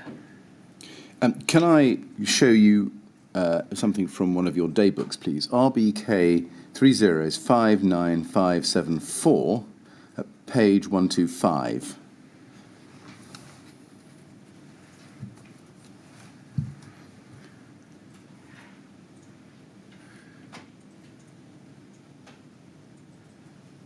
Now, if we could just blow up this a little bit more. This is the 23rd of July 2014 entry by you in your day book. And it says Grenfell Tower met with, could you help me with that? Team. at TMO to discuss managing Eddie Defan and resident liaison, I think that says, major capital projects, look at MMA for level of monitoring required. Can you explain that entry? I was in error. It looks like I did say in July 2014 to check the MMA for what it said. I don't remember saying that. And in terms of meet the team at the TMO to discuss managing Eddie Defan and resident liaison, it would have been about how they were undertaking resident consultation on the refurbishment project with the residents there. Right. Just focusing on the MMA, looking at the MMA for level of monitoring required. Do you remember looking at the MMA and asking or monitoring the TMO's performance of the obligations we've just looked at together? So I was asking Amanda Johnson at our one-to-one to do that. So I was asking her to go away and do that. Oh, I see. How do you remember that it was Amanda Johnson particularly? Because it says one-to-one AJ at the top, which stands for Amanda. Oh, I see. Underneath the purple? Yes. Thank you. Right. And what did she do? Do you remember? No, I don't. Did you follow up? Do you remember? I don't know whether I would have followed up specifically with her about the point on the what the MMA said, but I definitely would have spoken to her about what was taking place in terms of resident consultation at Grenfell Tower by the TMO. Can I ask you some questions about the GTLA? Well, before you do, Mr. Millett, you asked Amanda Johnson to go and look at the MMA to see what it said about consultation. Yes. It's likely, is it not, that she reported back to you what she'd done? Yes, she probably did, yes. I don't remember, to be honest with you, because I don't remember asking her to do that until I saw this entry in my daybook now. Well, would it be fair to infer that she did as you asked? Yes, she would. She was a very diligent officer, so she would have done. And reported back what she'd... She would have done, yes. So it follows from that, does it, that you, at least at that stage, were made aware of what the MMA said about consultation? I must have been, yes. But perhaps decided not to pursue it? I quite honestly, I don't remember this particular one-to-one or the follow-up that Amanda Johnson gave me, or maybe took. I can't remember, so I don't want to kind of guess, to be honest with you. Right. Thank you. Yes, Mr. Millett. Yes. Can I then turn to your communications with GTLA, the Grenfell Tower Leaseholders Association? Can we please look at IWS 401335 at page 76? Now, this is the witness statement to the inquiry of Shahid Ahmed, who was a long-time resident of Grenfell Tower. He says at paragraph 218 on that page, Laura Johnson was Director of Housing at RBKC, and GTLA had a lot to do with her. GTLA very often copied her in on emails. I met her a few times over the years, and I always got the impression she didn't take me seriously and was inclined to protect the TMO. Just as a matter of fact, is it right that you met him a few times over the years? I don't remember. I only remember meeting Mr. Ahmed on one occasion, and that would have been at a calc project board. And if we go to page 79, paragraph 228, he says, paragraph 130, Laura Johnson says, the council effectively placed its trust in the TMO. My impression was always that Laura Johnson gave the TMO unconditional support. And then he makes a comment on the MMA. Were you aware that Mr. Ahmed was the chair of the Grenfell Tower Leaseholders Association? I would have been at the time, yes. Yeah, and were you also aware that Mr. Tunde Awaderu was a non-resident leaseholder and vice chair of the Grenfell Tower Leaseholders Association? I would have been, yes. Yes. What would be your answer to the charge that that there was inadequate scrutiny by RBKC of the TMO, or as he puts it, that you gave the TMO unconditional support? I think that's unfair. I don't think I know that although I was supportive of the TMO because they were an organisation that were undertaking the management of the council's housing stock, We did have on occasion challenging conversations with the TMO about performance in relation to repairs or rent collection or void turnaround. I would certainly, if you spoke to the TMO, they would say that the council didn't always agree with them on every point and would be happy to come back with them if there was anything that we weren't particularly happy about. It may not have been the impression that Mr. Shah got, but that certainly wasn't the case. Can you give us a particular instance of an occasion when you took the GTLA's side on anything raised by either Mr. Ahmed or Mr. Awaderu? I can't think of anything off the top of my head, no. Now, I want to turn to the topic of the delays to the refurbishment, which you deal with in your first statement at paragraph 151 and onwards. Can I show you LJ50, which is RBK403901, your email, an email into which you're copied from Tunde Awaderu to Paul Dunkerton of the 28th of February 2013. Do you remember, there it is on the screen, do you remember what you did, if anything, in response generally to emails about delays on the project? I don't remember specifically. This email wasn't copied to me, I was copied into it. So if I was copied into emails that were sent to KCTMO rather than myself, quite often I would check via John Morecambe, the complaints manager, or directly that they were putting together a response to reply. Did you raise delays with Paul Dunkerton or any other member of the TMO staff? I didn't raise delays. I don't remember raising delays. I don't really remember who Paul Dunkerton was, to be honest with you.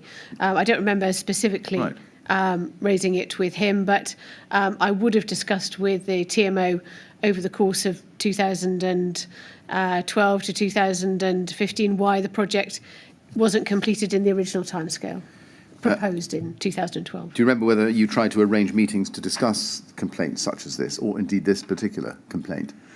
I don't remember whether I arranged a meeting to discuss this particular complaint. The Grenfell Tower Leaseholders Association were regular communicators with the KCTMO and RBKC, and I did discuss with Robert Black at one of our monthly one-to-one meetings or at a separate occasion how we were to arrange for a coordinated response to the many and often communications we received. And it was also difficult to sometimes discern who the Leaseholders Association were looking to receive a response from, because so many people it was sent to or copied into. Can we go to TMO 10002731, please? I'd like to go to page 3. It sits in an email chain in early June 2013 between you, Councillor Blakeman, and Peter Madison. If we go to page 3, you will see that there is an email from Judith Blakeman dated the 5th of June to you, a copy to others, and she says, "Dear Ms Johnson, I'm wondering whether it's possible for the council to produce a small leaflet or formal letter for the residents of Grenfell Tower. We believe this is necessary as a matter of some urgency because a lot of misinformation is circulating. You're probably aware of its source. The residents of the tower now believe that the proposed improvements for Grenfell Tower have been dropped. Furthermore, they are now also being told that the council has no plans to replace the Grenfell Tower Children's Playground." There are other things in there as well. Your response we can see on page 2, if we scroll up to that, please.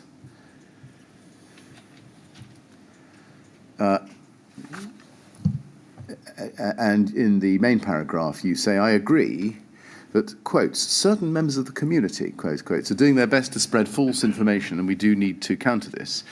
It is probably not quite the right time to send out definitive information on the works, as we're still working through costs, timetable, program and contractor-client relationship, and this won't be finalised for a few weeks. However, I take your point about letting people know what's going on, and we shall jointly have a think about how to do this and ensure that local residents know we are still committed to making the improvements." I've shown you all of that to give you the full context there, but I just want to ask you about the first line there, where you refer to certain members of the community. What was the false information being spread by certain members of the community? I believe Councillor Blakeman was referring to the non-replacement of the playground, and that the council had decided that they were no longer going to fund or undertake the refurbishment to Grenfell Tower. Right. Why do you refer to that as false information? Because we were. Did you mean to imply that it was deliberately false? Yes. I see. Who were the certain members of the community you were referring to? In this case, I believe myself and Councillor Blakeman are referring to Eddie Daffin. Right. You thought he was lying to the community, did you? I thought he was telling people information that wasn't true. So yes, he was not telling the truth. Right.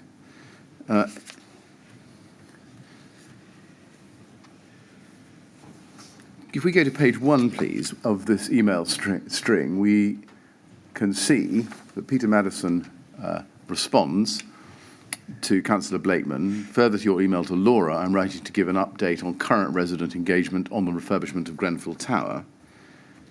See that? And if you look in the last paragraph, and I should have said this email goes to Councillor Blakeman, it's copied to you. If you look at the last paragraph, he says, we are committed to delivering the best investment for Grenfell, and we will work to ensure that we communicate effectively with residents throughout the process and ensure that they get accurate information and are properly consulted. Do you know what was Peter Madison doing at that time, June 13, to ensure that the residents did get accurate information and were consulted properly? I think you probably have to ask Peter Madison for a definitive opinion on that. But my impression would be that my thoughts on that are that Peter Madison would be arranging meetings with residents or sending out a newsletter, or they would be talking to residents about how they would like to be communicated with throughout the refurbishment project. Yeah, I mean, my question... Now, whether he did that in 2013, I can't tell you definitively. Yeah, my question really was, when Peter Madison says what he says there, did you know what he was talking about by way of communicating effectively and ensuring that the residents get accurate information? He says we will ensure that we communicate effectively. So I would have presumed on regeneration projects or refurbishment projects of this type would mean effectively by using a range of mechanisms in order to be able to talk to residents and tailor that communication accordingly, because different residents like to find out information in different ways. Did you have a system or policy for monitoring or overseeing that work? The communications work. The work that Mr. Madison refers to at the foot of this email. In 2013, that would have been undertaken by the Regeneration and Development team, and then from 2014, Amanda Johnson's team would have followed up around the, what communication was taking place. Right, and did they report to you, at least in general terms, about process and progress? They would have reported in general terms, and on occasion I got sent copies of newsletters.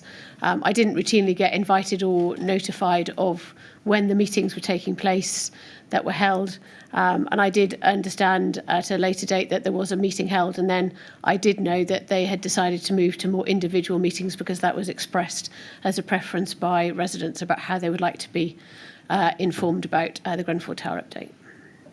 Right. Can we then move to the end of 2015? You deal with a number of other complaints in your statements, but I want to focus on the petition presented to the Council on the 3rd of December 2015 next, in which the HPSC, the Scrutiny Committee, was asked to undertake a review of the TMO's and Ryden's management of the refurbishment project. Now, you refer to this and deal with it at paragraph 156 of your first witness statement. Can we please go straight into a document, RBK 50109. This is an email of the 7th of December 2015 that you sent to Councillor Fielding Mellon, as you can see, and to Councillor Marshall. I'm assuming you sent it to those gentlemen because of their roles that you identified earlier. Chairman of the Scrutiny Committee and the Cabinet Member. Yes. Yes.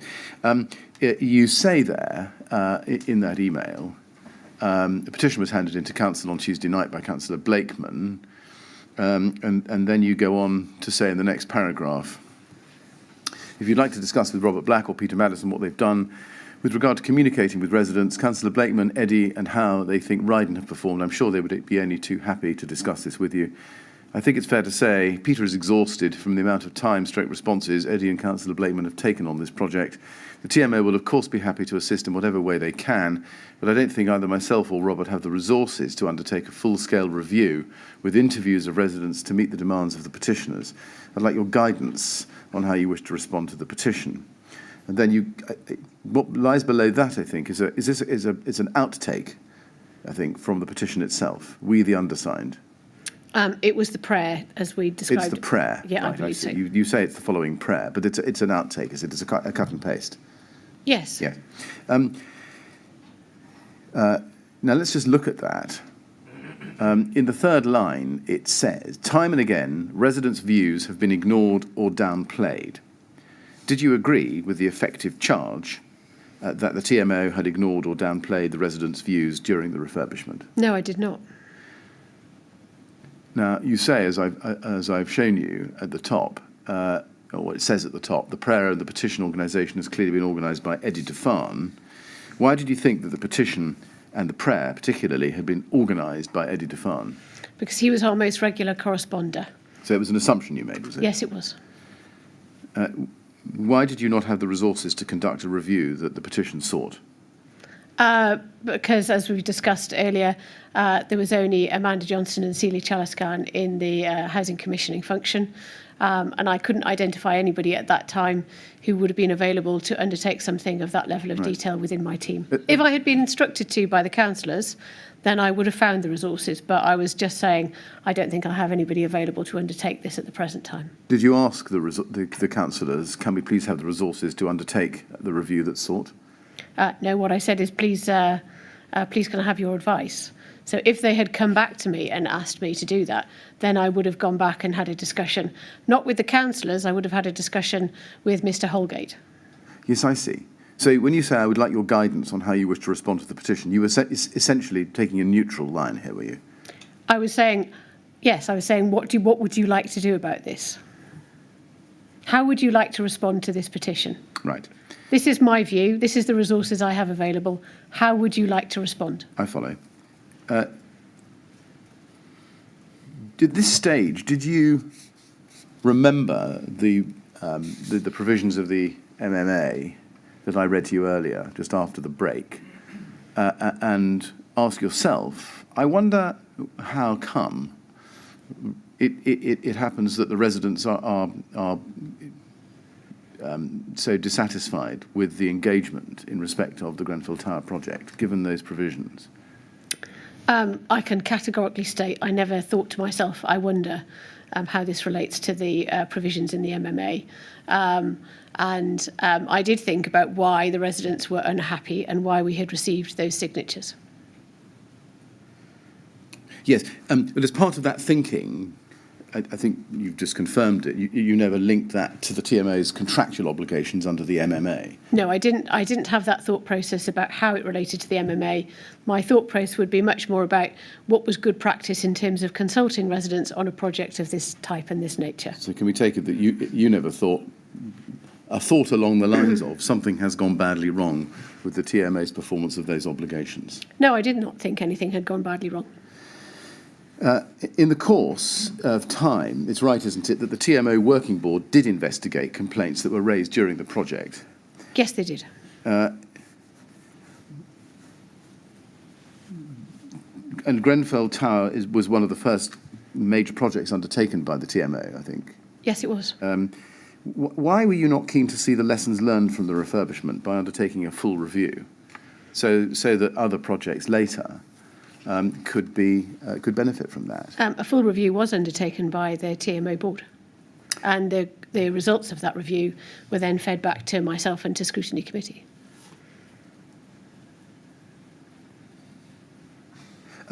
Well, if you look at the last sentence of the prayer, what is asked for is, in fact, last two sentences, what it said, it's vital that all the lessons from the Grenfell Tower project are learned so that the terrible daily living conditions inflicted upon us for so long are not replicated elsewhere.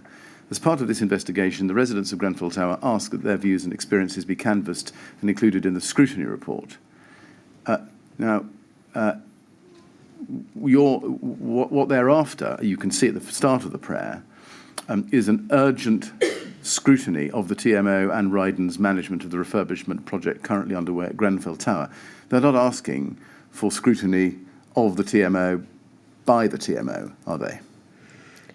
No, they're not. But the petition was brought to scrutiny committee, and the residents of Grenfell Tower, a small number of residents from Grenfell Tower came to scrutiny committee to present their report, and were given the opportunity to speak by the chair, Councillor Marshall, at scrutiny committee about their experiences of the refurbishment project. You see, to cut a long story short, what the residents were after was an independent investigation and analysis of the project so that lessons could be learned. Did you understand that that's what they wanted? Did I understand that they wanted somebody independent, or whether they would like the council to do it? I don't remember having that thought process at the time. Right. Let's look at LJ 61 then, please, which you refer to at paragraph 160 of your statement. RBK 50116, please. Page 2. Email from David Collins to Victoria Borwick. Foot of the page, 3rd of January 2016. So this is a month after the presentation of the petition and 3 days ahead of the scheduled meeting before the Scrutiny Committee. Dear Victoria, thank you for visiting Grenfell Tower. And if you look at page 2, it's quite a long email. But it starts on page 2 in substance and continues down. And if you go to page 3 at the foot of the page, you can see that it says in the last paragraph, specifically, we would like you to support in writing our call for an independent investigation, one carried out within a structure of change which would ensure the findings are implemented so the experiences of residents never have to be as they are again. We believe this independent investigation is the only way to bring about meaningful change within the existing and proper channels. Now, there is much else in this email I could read to you, but my next document is at page 1. We can see that this comes up to you on page 1 from Robert Black. Can you see that? Yes. On the 4th of January, and then you send that on to Celia Chalisgan and Amanda Johnson. More information if you scroll down to the email from David Collins. So can we take it that by this time, 3rd, perhaps 4th January 2016, you understood that David Collins was after an independent investigation? Yes. And that he had said, in fact, and I haven't taken you to it, but that 90% of the residents had signed this petition? Yes. So you knew by that point that it was important to the residents that the investigation that take place be an independent one. It was important to David Collins that it was an independent one. Well, it was important to the signatories of the petition. Whether the signatories of the petition fully had the opportunity to read the prayer, I can't answer that question. But all I can say is that it was important to David Collins that there was an independent investigation. Are you suggesting that the signatories of the petition might not have read the prayer or understood it? I think all of the people in Grenfell Tower are perfectly capable of reading the petition and understanding the prayer. Yes. But I didn't know how the signatories of the petition were collected.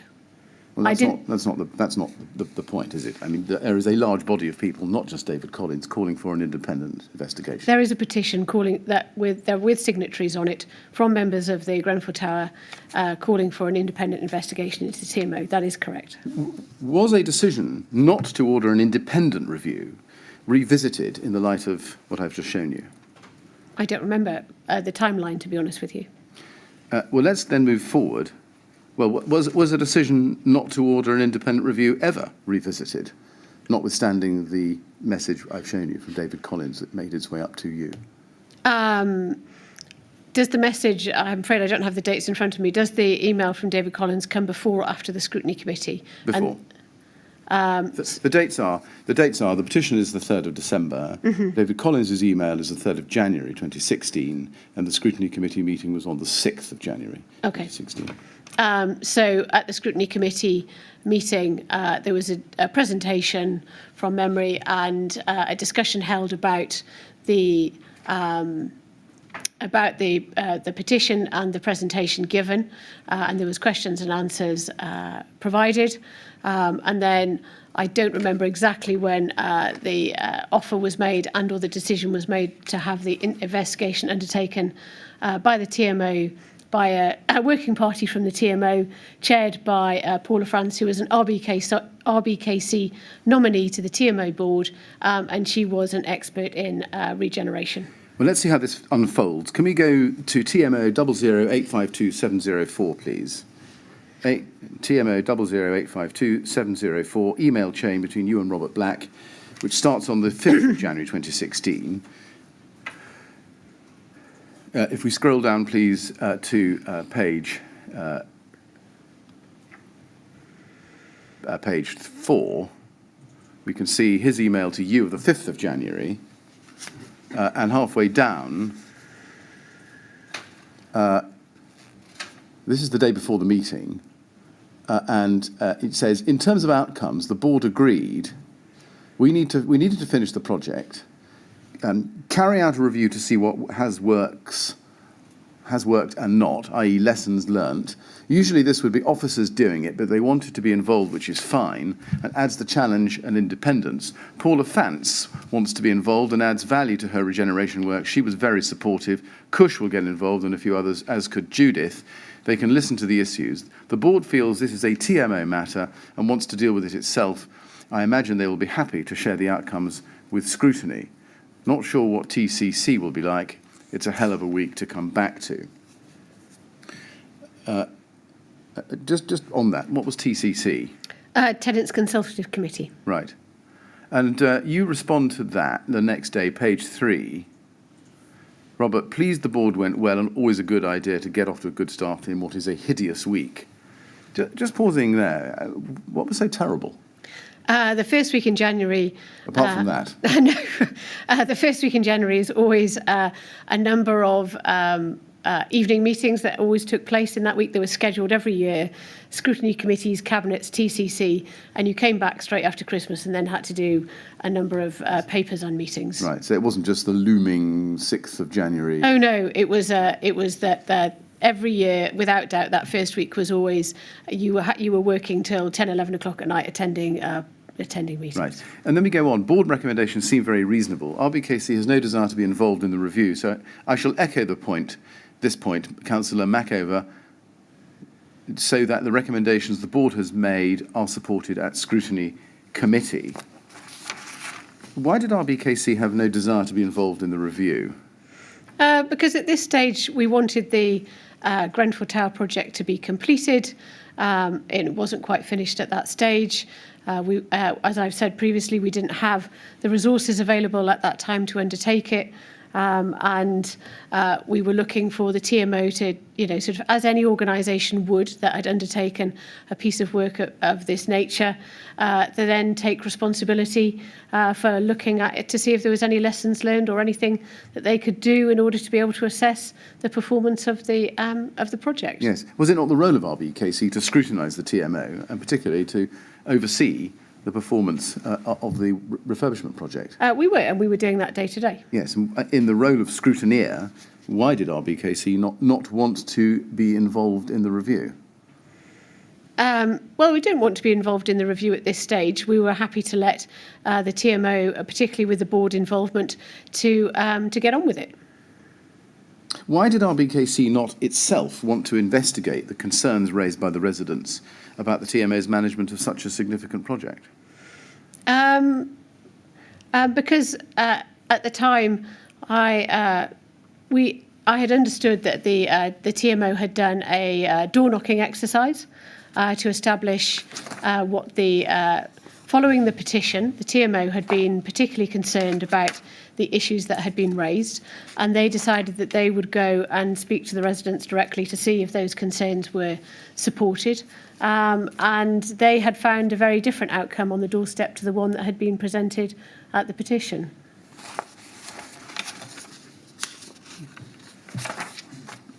Did you speak to Councillor Mackover as identified here or suggested? I probably did, yes. Do you remember what he said? No. Did he agree to support the TMO board at the scrutiny committee? I don't know, but if he did, then it would be set out in the minutes of the Scrutiny Committee meeting. Right. Right. What was the purpose of getting Councillor Mackover, as it were, on side so that the recommendations the board has made are supported at Scrutiny Committee? Because I thought it was a sensible suggestion that the TMO undertake a review of the refurbishment project and it be led by a board-led. It would seem like a very sensible way forward for a small working party to be set up, chaired by Paula Fance, who was, as I say, an RBKC nominee onto the board with expertise in regeneration to undertake the review. It just seemed like a very sensible suggestion at that time. Sensible, maybe, but isn't it trying to get a member of the Scrutiny Committee to support the TMO rather than independently scrutinising whatever it is the TMO has done? Well, I spoke to Councillor Mackover and explained my point of view, but Councillor Mackover is perfectly entitled to disagree with me. Well, maybe, but what I'm interested really is in what you were trying to do. Were you trying to get Councillor Mackover on side as a member of the Scrutiny Committee so that he would support the recommendations of the board, the TMO board? Yes, because I thought it was a very sensible suggestion. Yes, it may be sensible, but how is it independent? How is it rigorous? How is it ruthlessly robust? Well, I'm advising Councillor Mackover as a role as an officer in the council of my opinion. And as I said, he's perfectly entitled to disagree with me. Can we go to RBK 3030744, please? Now, the email we've just been looking at is at 16:36 on the 5th of January. This is an email from you to Councillor Mackover and Councillor Marshall at 16:46. 10 minutes later, 4:46 p.m. And you say, Councillor Mackover, the TMO board met on Monday night. One of the items on the agenda was Grenfell Tower and the impending discussion at Scrutiny Committee on the 6th of January. The board agreed TMO needed to finish the project, TMO to carry out a review to see what has worked and not, i.e. lessons learned. Usually this would be officers doing it, but board members wanted to be involved, which adds the challenge and independence. Paula Fance, independent board member appointed by RBKC, wants to be involved and adds value to her regeneration work. She was very supportive. Cush will get involved and a few others, as could Judith. They can listen to the issues. The board feels this is a TMO matter and wants to deal with it itself. They will then share the outcomes with their report with scrutiny later in the year. Now, just pausing there, that's not entirely a cut and paste, but extremely similar to the email that we saw earlier between you and Robert Black of the 4th of January, wasn't it? Yes, because I'm telling him what the board agreed. Yes. No, I'm not criticising you for that. I'm just getting the facts right. And then he says, I'm sure Mr. Black, or sorry, you say, I'm sure Mr. Black will raise this as on Wednesday, but if not, I thought I would share it with you, as it would be useful if a suggested outcome of this discussion at Scrutiny Committee could support the TMO and the due process that they are undertaking. Why did you send this email to these councillors? Well, Councillor Mackover is, I believe he's now the chair of Scrutiny Committee. He may have taken over from Councillor Marshall at that stage. And I was, as an officer, advising councillors about what I thought would be a good outcome in this circumstances. And a good outcome would be the Scrutiny Committee supporting the TMO? Supporting the TMO to undertake the review, because I thought it was a good idea.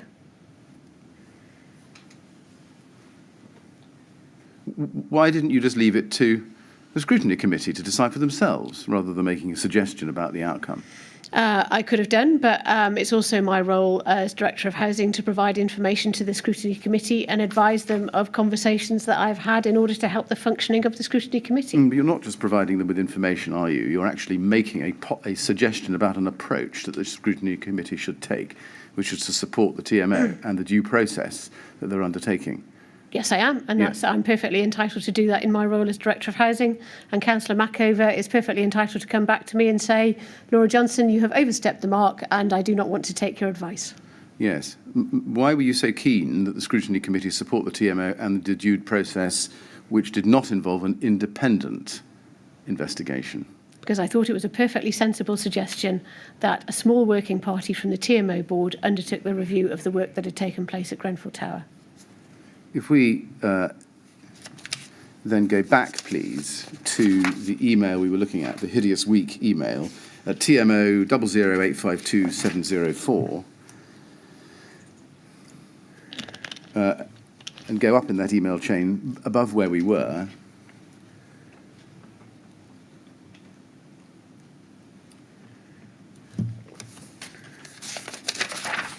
TMO 00852704. Yes.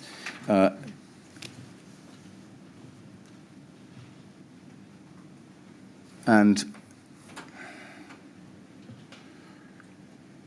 if you look, please, at page, bottom of page 2 in that, please.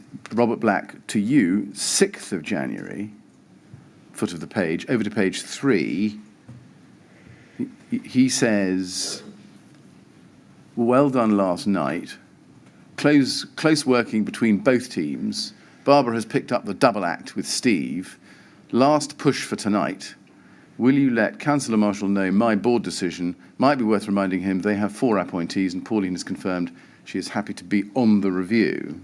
And then you respond above that on page 2 at 11:38. Robert, yes, I thought it went well as can be expected. I've emailed Councillor Marshall the board outcomes, so he's aware. And in that email, I reminded him that Paula was an RBKC nominee.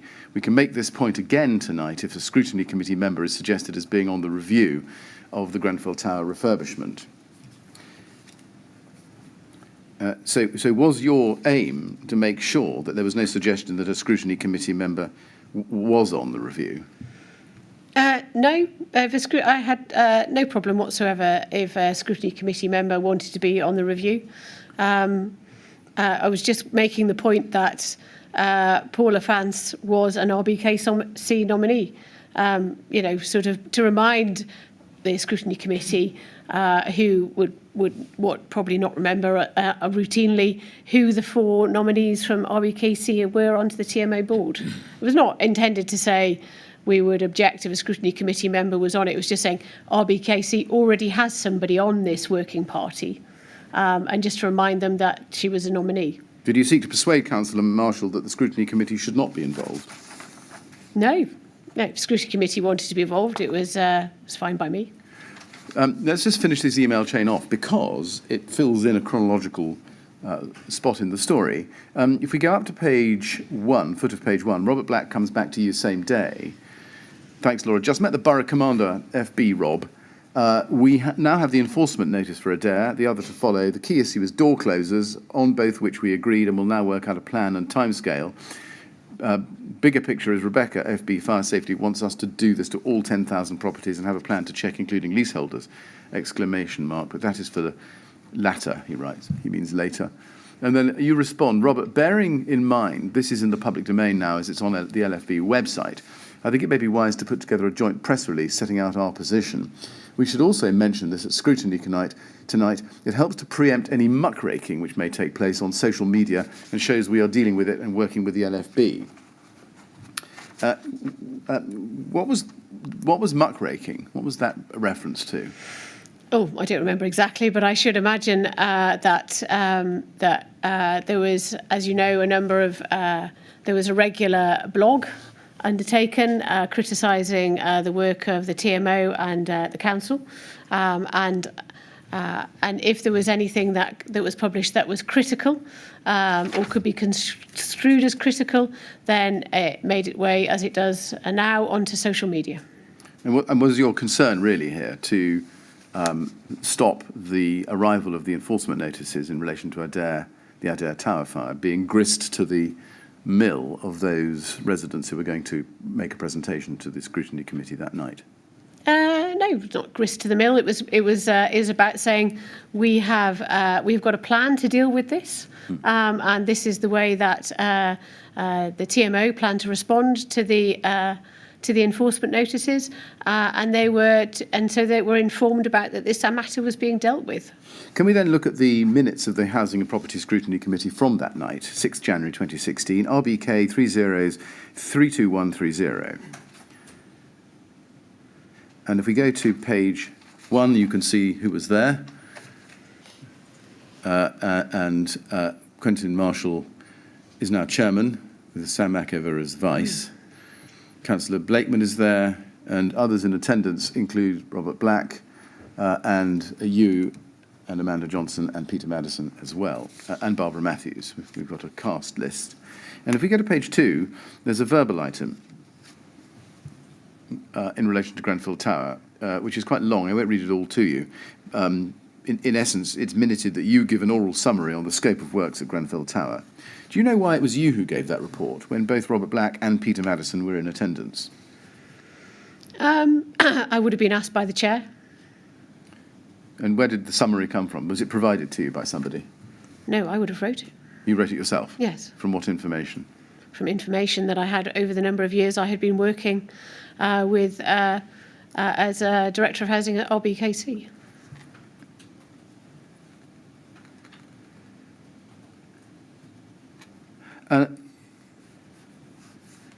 Did anybody from the TMO assist you with preparing this presentation? I don't believe they did, no. If you look at the second paragraph, you can see that you explain that the boilers were originally planned for the kitchens, and then you say, but it had then been considered easier to place these boilers in the hallways, which had been conveyed to residents.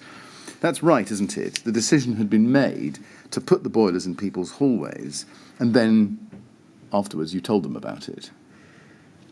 I didn't tell them about No, not it. you personally, but in terms of they were told about it. in the terms of the timeline of communication, I understand there was a general communication sent out to residents about the refurbishment and what was due to take place, and in that communication would have stated about where the intention of the boilers was to go, and then there may well have been follow-up discussions about with Rydens, no doubt, in the TMO. Peter Madison is better able to answer this than I am, about the engineering of where they weren't necessarily boilers, actually, they were heat exchange units, where they were going to be placed. Well, you wrote boilers. Yes, I did write boilers, yes, but You wrote this, and this is your original work. It is, yes. I'm now correcting myself. You're quite right about that. But my point is really that can we take it that what you wrote here accurately reflects your understanding at the time, which was that the decision had been made to site the heat exchange units in the kitchens, but then thought easier to put them in the hallways, and then the residents were told about it? Yes, but I couldn't, hand on heart say, in terms of writing this as that I was seeking to, that I couldn't hand on heart say that I was saying that I was conveyed the message to residents after or before, because I don't think I would have known that as definitively. Right. I wrote this as a general statement, as in this wasn't a presentation that the scrutiny committee then took from me and then copied out verbatim. This was a note of what I said in the meeting.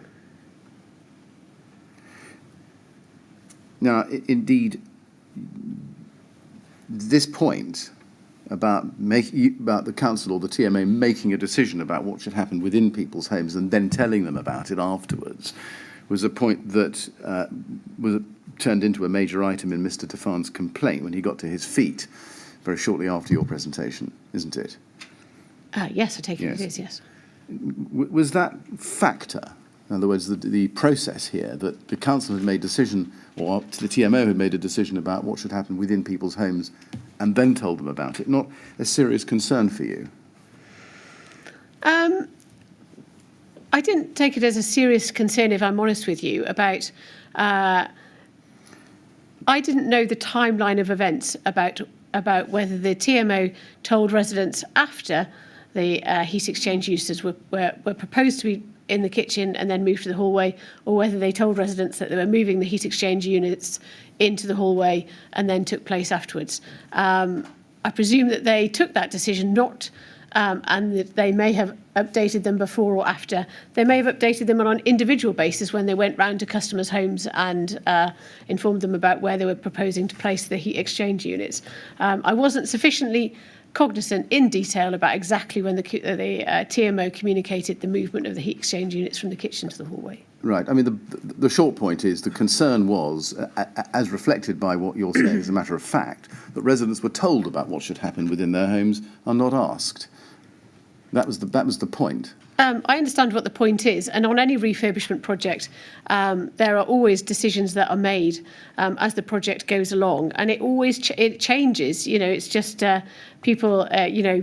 You're looking at a project, you decide at the outcome about where you think radiators are placed, or where you think you can put a boiler, or where you think how you can fit the taps, or where you think the extractor fan may go, and then when the actual builder turns up on the day. That may change. It's just a reality of how you manage to fit something in. Now, can we go a little bit further down, the next paragraph? You refer to the heating system being a big issue, and then you say, she said that the new cladding improved the look of the building. What was your point there? That it made the building look nicer? Yeah. Was the aesthetics of the building ever one of the matters of serious historic complaint by the residents? I don't remember ever it being a matter of serious historic complaint, but I do remember having discussions with, particularly with Mr. Daffan, actually, at a Calc meeting about how shabby the tower block looked. And especially in an area as nice as Notting Hill is, where they live, where Grenfell Tower is, and about, kind of, wouldn't it be nice if it didn't look, kind of quite so dated? Yes, you see, there's no mention here of the new cladding improving the thermal efficiency of the building. Was that because, in your mind, the purpose of the cladding was to make it look nicer? I was making a very general statement to scrutiny committee about the refurbishment of the tower block, and it wasn't a forensic It wasn't a forensic presentation about the pros and cons of why the refurbishment had taken place.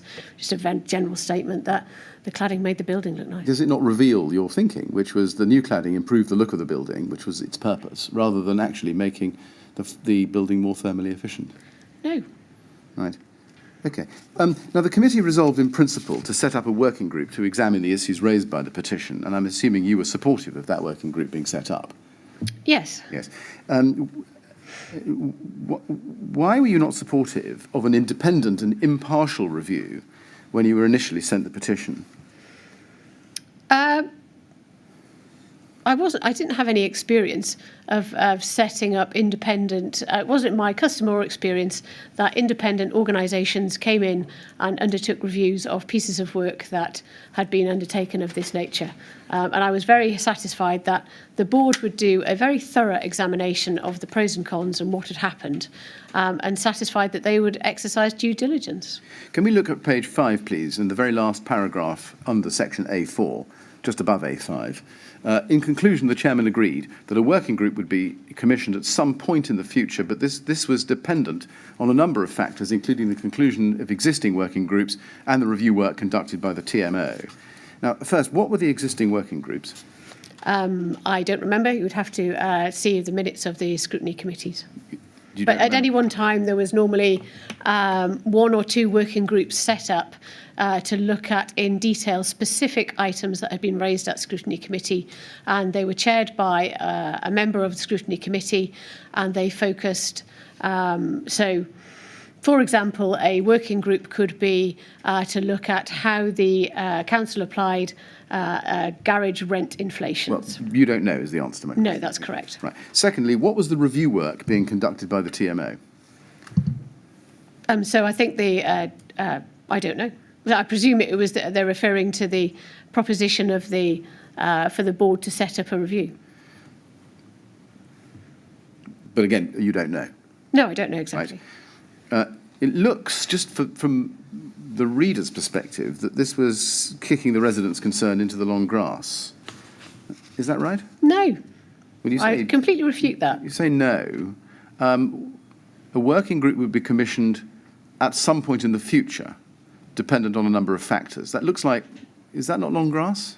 No, that's the chairman acknowledging the fact that there are already working groups that are being undertaken. There's only so much resources that both officers and members have in order to be able to commit towards these working groups, and that the scrutiny committee would have a look at the outcomes of the review of the TMO, and if required, they would commission a further working group. I don't think that's kicking it into the long grass. I think it's just stating a point. Well, Ms. Johnson, help me then. When would the working group to examine the refurbishment be set up? The next day, or the next week, or when? It wasn't at my gift to set up the working group. No, but when this is a note of a meeting you were at and a presentation that you made. I'm not sure you necessarily made this, but here's the conclusion. You were there. When did you think that this working group would be commissioned? If there was, if following the outcome of the working group from the board and the reports of that, which were would come back to scrutiny committee, if the chair at that time, on reviewing the outcome of that working group's, the TMO board-led working group outcome, then they would take a decision at that time. Which time? At the time that the report came back from the TMO working group. But you don't know what the working group was? You just told us. No, so the TMO had a working group to look at this petition. They would then report, which would go to the TMO main board, and then it would come to scrutiny committee. At that time, the scrutiny committee would have a look at that, and if on review of that they would decide that there needed to be further work undertaken, then the chair of the scrutiny committee would then decide if there was a need to set up a working group, and if indeed there were resources to do so. And what would that working group do? Well, I don't know, because it wasn't set up. Yeah, but the chairman's agreeing that a working group would be commissioned at some point in the future. What, at that stage, was it intended or contemplated that that working group would do? Well, if they reviewed the report from the TMO board and they found that there were deficiencies or areas that they had concerns about, it would be my expectation that the working group would have a terms of reference which would seek to explore that in further detail. The work being done at this point would not be impartial or independent, would it? It was just going to be looked at by the TMO itself. That's correct. Did you genuinely believe that the residents would be satisfied with that response that's summarised in the chairman's conclusion I've just read to you? I don't know. Well, you don't know. Do you remember having a thought, one way or the other, whether the residents would be satisfied with the conclusion? It would be my expectation, based on experience, that the residents would have had a preference to set up, an independent organisation. I don't know who they would be, and that would have been their preference. So, yes. Did you realise at the time, and I have to suggest to you, you must have done, that the residents would not have been satisfied with that conclusion? I would thought they would have preferred to have an independent organisation. I don't know who that would be, and so you can infer that they may be dissatisfied. Now, we know that the TMO board group reported its findings at the end of March 2016. Let's go to that. RBK 403513.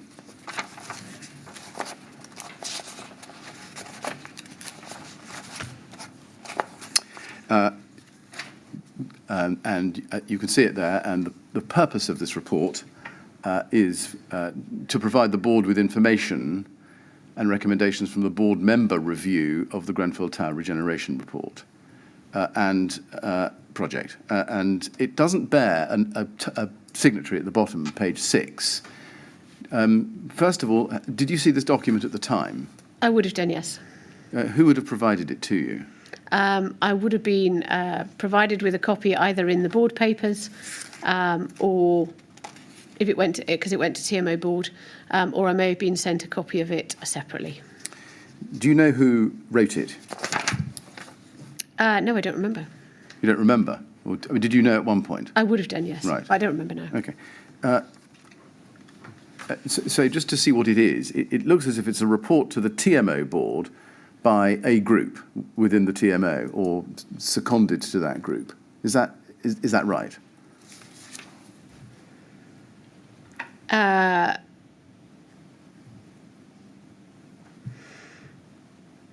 it looks like it was written by a member. It's a member. It was either written by a member of the review group or written by an officer in the TMO who was, kind of, as you say, seconded to work with them and then provide a written report. But I don't remember. You'd have to ask the TMO, to be honest. Right. Well, we'll look a little bit into the detail in a moment. Can I proceed on the basis that this was not intended to be an independent or impartial review?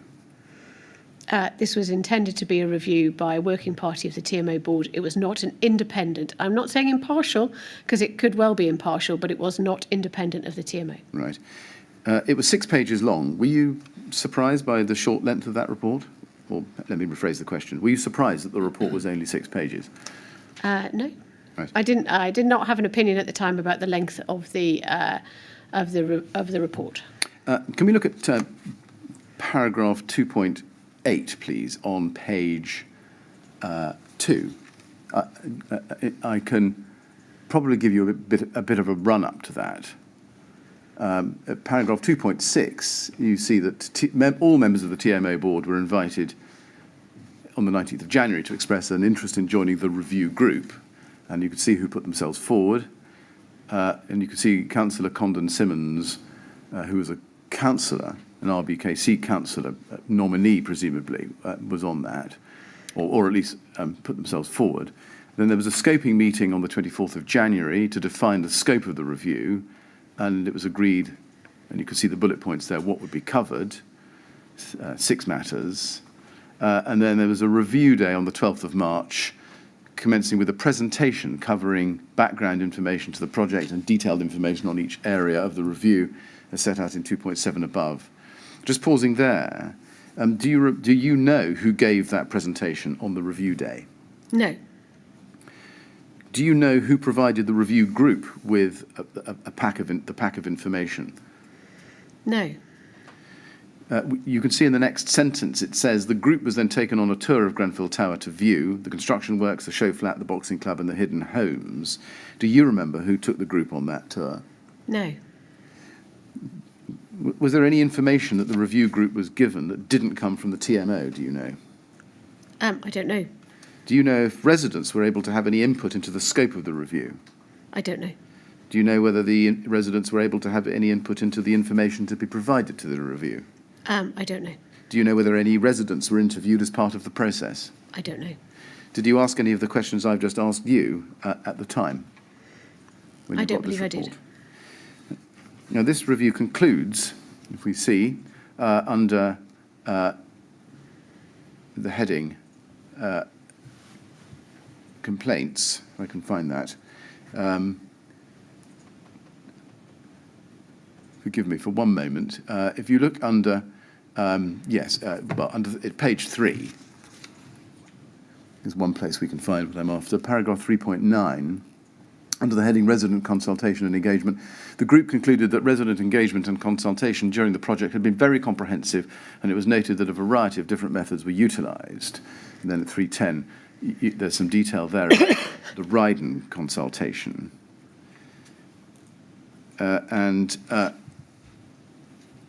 Were you, my question there is, when you saw that, did you have any particular thoughts about that? Did you think that that was a fair conclusion, given what you'd known about the complaints about resident engagement? I thought that was a fair summary of the resident engagement and consultation methods that had been undertaken at Grenfell Tower. Looking at page 4, section 6, response to complaints, 6.3, yes. 6.3, the group reviewed all of the complaints and inquiries and was satisfied that the KCTMO had responded adequately. The board could find no evidence that substantiated the allegations of threats, lies and intimidation by either Ryden or KCTMO staff. Did you agree with that conclusion? Yes. Were you able to agree with that conclusion by reference to any material that you'd seen? My reference point was the door-knocking exercise that the TMO undertook following the petition, which sought to get views of the residents personally about whether there had been whether people were satisfied with the consultation undertaken. Did you have any part in framing the questions for the door-knocking exercise? No. Do you know who did? It was undertaken by the TMO. Right. But you were just presented with the outcome? Yes, I was. Right. Now, you then produced a report for the benefit of the Housing and Property Scrutiny Committee on the 11th of May 2016, RBK 3032438, please.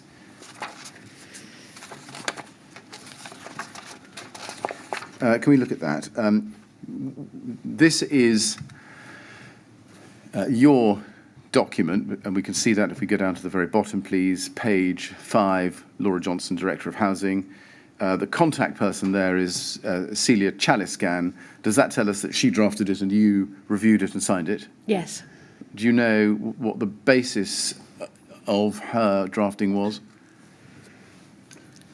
Could I just go back and have a look up at the report, please? Of course, I'm so Yeah. sorry. Yes, page 1, sorry.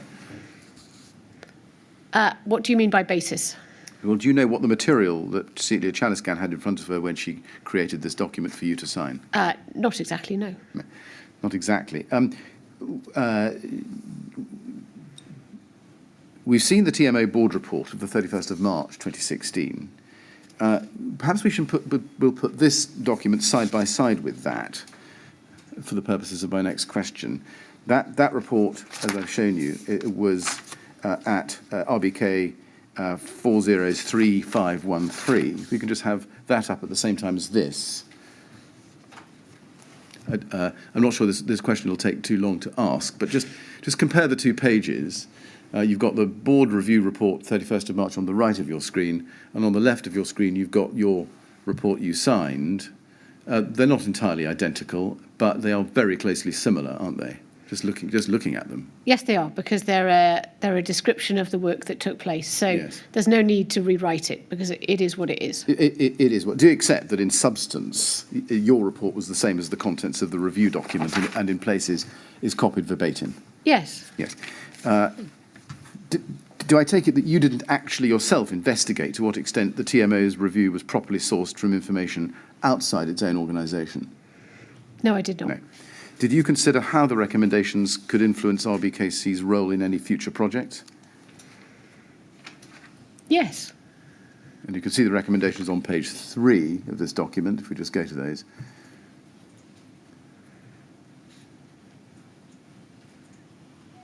Those were the recommendations that were the outcome. You did consider those, did you?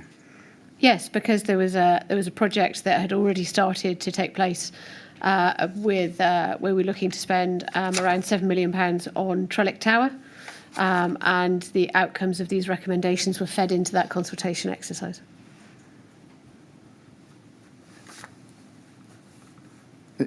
And if we then move on in time, 7th of September 2016, RBK 3030865.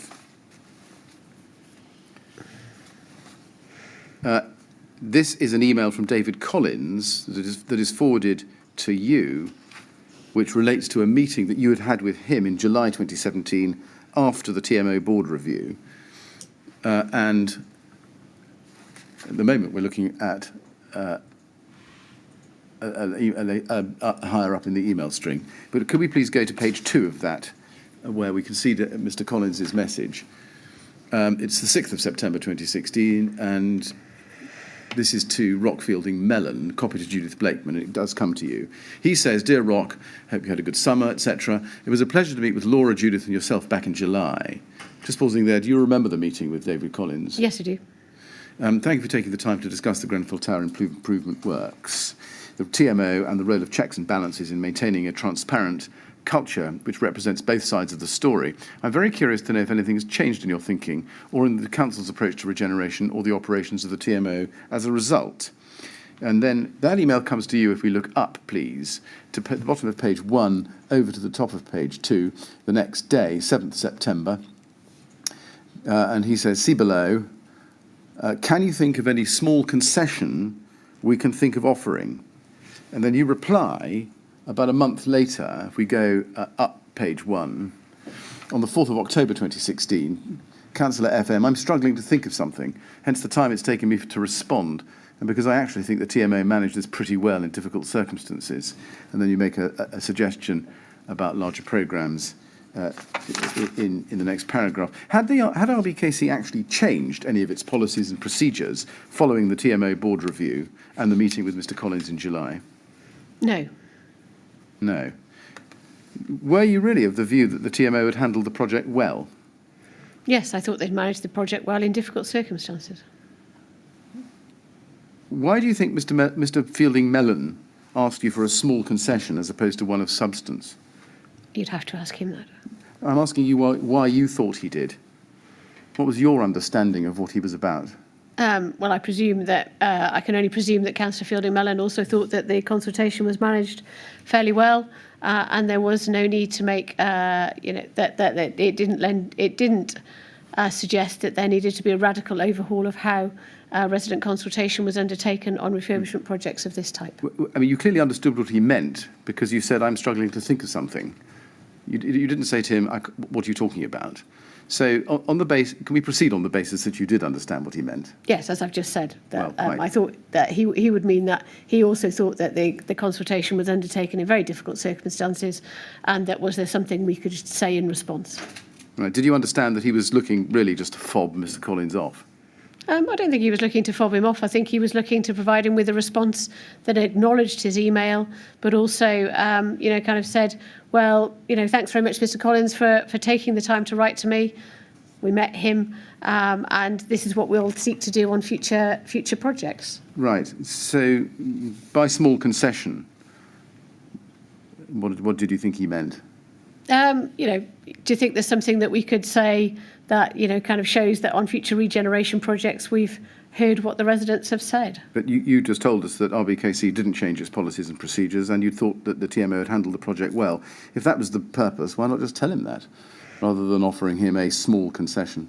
Well, I thought that TMO had handled it well, but that doesn't mean to say that, as we saw in the previous scrutiny committee report, there wasn't things that we could learn from that. And so, as I said, we were moving on to Trellick Tower at that time. I remember speaking to my officers about that and about because was there anything that we should do differently, particularly?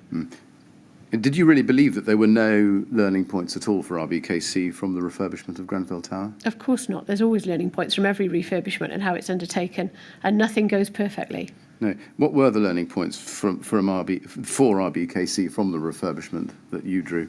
I can't remember now, to be honest with you. But not such as to prompt RBKC to change any of its policies and procedures? No. No. And an independent review, an impartial independent review of the refurbishment was, in fact, never undertaken, at least not until now. That's correct.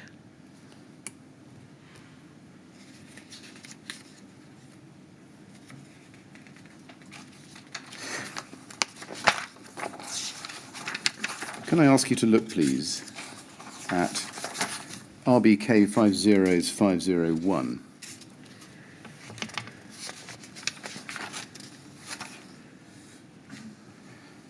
This is your report to the Housing and Property Scrutiny Committee, dated the 5th of July 2017. That's the date it bears. And on page 3 we see your name, contact Celia Chaliscan. And it concerns the TMA's performance in 2016 and 17. And if we look at paragraph 3.1, conclusion for 2016-17, it says this: the TMO continues to be an effective partner in delivering the Council's objectives and aspirations for the housing stock and residents across a range of strategic functions. As well as delivery against the agreed performance indicators, the proactive asset management ensures that the borough's stock, both residential and commercial, is being maximised in terms of use and rental income. Compliance with audit and health and safety legislation protects both residents and the Council's standing. And then in paragraph 4.2, looking ahead to the performance agreement for the following year, 2018 and 19, the challenge remains to continue to provide high standards of housing management. Now, we can see that the date of this document on page 1 is the 5th of July 2017. That was the date, it seems, of the projected Housing and Property Scrutiny Committee. Do you remember whether this report was finalised before the fire on the 14th of June 2017? I don't remember. It was custom and practice to normally have a scrutiny committee or any committee report completed around 2 weeks before in order to meet their committee timetable. To be fair to you, the metadata that we've seen on this document suggests that it was drafted on the 6th of June 2017 and then last modified on the 12th of June 2017. We can't find any evidence that the report was circulated itself. But given what I've just said, would it be fair to say that even as at the 12th of June 2017, so days before the Grenfell Tower fire, the words in this report reflect the thinking within the Housing and Property Scrutiny Committee, or at least your thinking at the time? My thinking at the time to be presented to the Housing and Property Scrutiny Committee. Right. Which I don't believe took place on the 5th of July. And I was going to ask you, did that take place? I don't believe it did. I don't. It was a very busy time after the fire, and but I shouldn't imagine that it took place. Do you know whether this report was ever finalised? I don't know. Mr. Chairman, I've come to the end of my prepared questions. There may be one or two others that I may need to ask. Yes. But it's appropriate to take the break now. Looking at the time, might it be convenient to you and to the witness to elide the break for the extra questions with the lunch break and come back at 1:45? Well, I was wondering whether, I'm sure that Miss Johnson would quite like to finish giving evidence. I'm just wondering whether we might push lunch back a bit and... Happy to do that. I just haven't consulted my colleagues. No. If we break now and then do the questions, we shall have lunch till about 1:15. Are you happy? You happy? Yeah. I think we would probably prefer to try and finish with the witness before we break for lunch. Understood. So if we break now, and I don't know how long you think we need. Well, can I just mention one thing? I have no doubt that there will be people watching and listening to the evidence who would like a little bit more time to examine the transcript for this morning. So if I would ask for 20 minutes or so, and I'm sure that won't be regarded as enough, but it's probably the best I can do in the circumstances. Would that be inconvenient? No, I think we can manage that, can't we? You happy? Yes, we'll do that. We'll break now. You probably know the routine. When counsel gets to the end of his questions, we have to have a break, first of all, to enable him to check that he hasn't left anything out, and also to allow questions from others who are not in the room to be considered and perhaps put to you later on. So we'll stop now. We'll break till 1:10. I hope at that point it'll be possible to deal with any further questions. They may be fairly swiftly, and that'll enable you to get away Thank you. a bit earlier. All right? Thank you. I appreciate that. All right, thank you. And while you're out of the room, no talking about your evidence, please. All right? Thank you.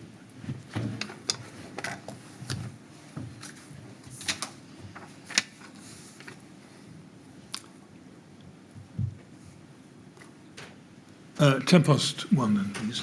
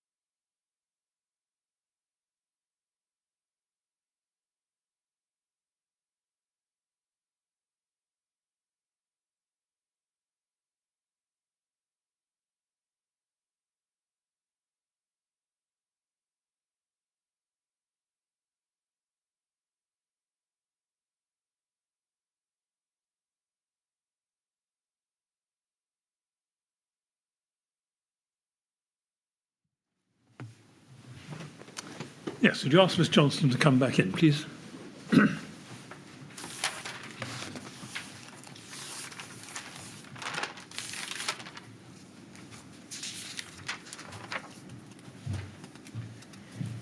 All right, Ms Johnson, well, we'll see whether there are any more questions for you. Yes, Mr Millett. Yes, Ms Johnson, first of all, I was asking you this morning about document RBK 3030060.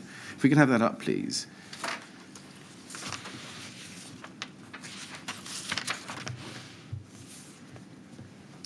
And if we turn in that document, please, to the proposal at page, I'm so sorry, page well,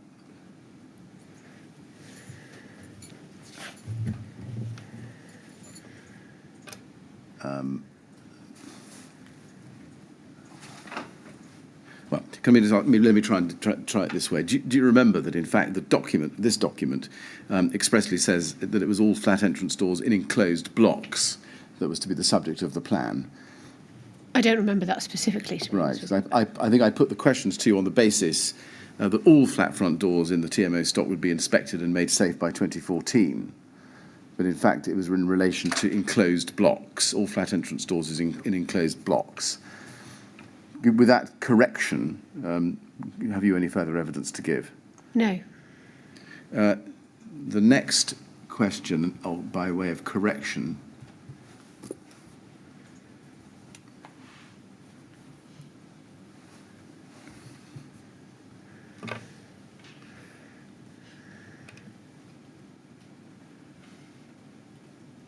is, and I'm sorry to keep you in suspense,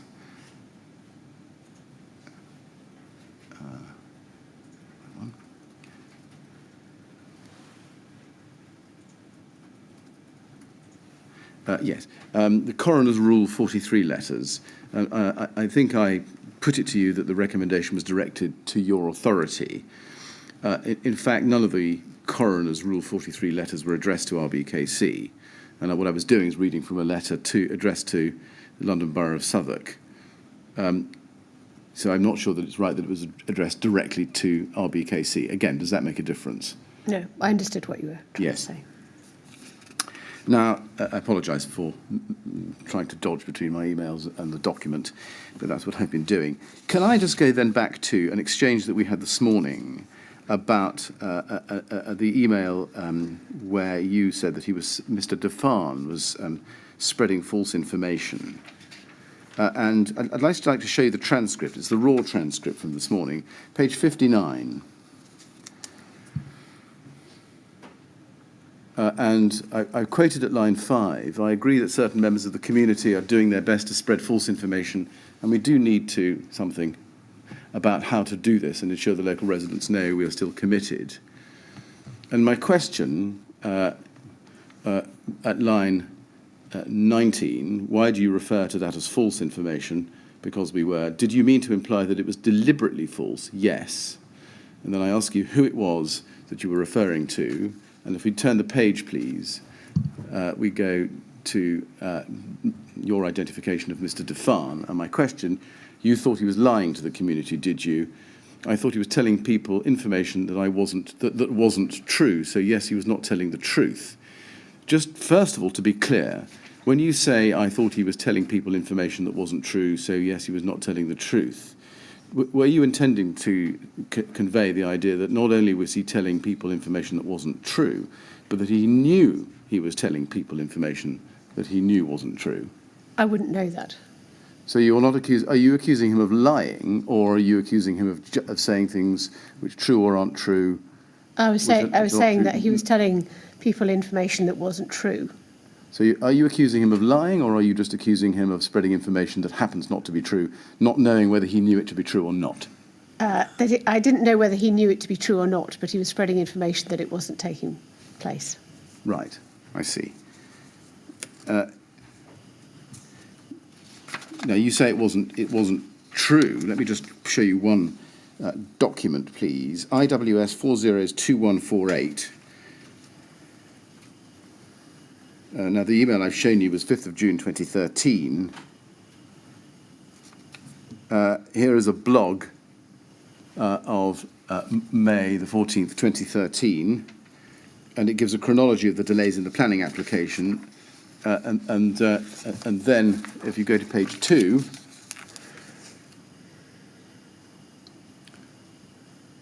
it goes on and it says something is wrong here and there's a bad stink about it.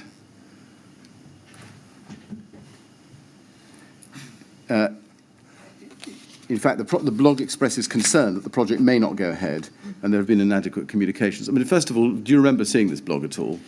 I saw the blog on occasion, but I didn't regularly look at it, no. Right. Did you know that this blog was actually making the point that there were delays in the project and that, in fact, now works on site couldn't commence until sometime in 2014? I don't remember reading this particular entry in the blog, but I can see that that statement is being made in this blog. Yes, and that was true, in fact, wasn't it? It's a true statement. Yeah, it's true that there were delays to the Grenfell Tower refurbishment project. That's absolutely true. Yeah, and therefore it was reasonable for a resident to espouse the belief and indeed articulate the belief that the project may not go ahead or may be delayed. It's reasonable to say that the project was delayed, but it wasn't reasonable to suggest that the project may not go ahead. Yes. It was a statement of fact that the project was delayed. Yes. Yes, thank you very much. Having clarified that, that's very helpful. Would you just give me a moment, please?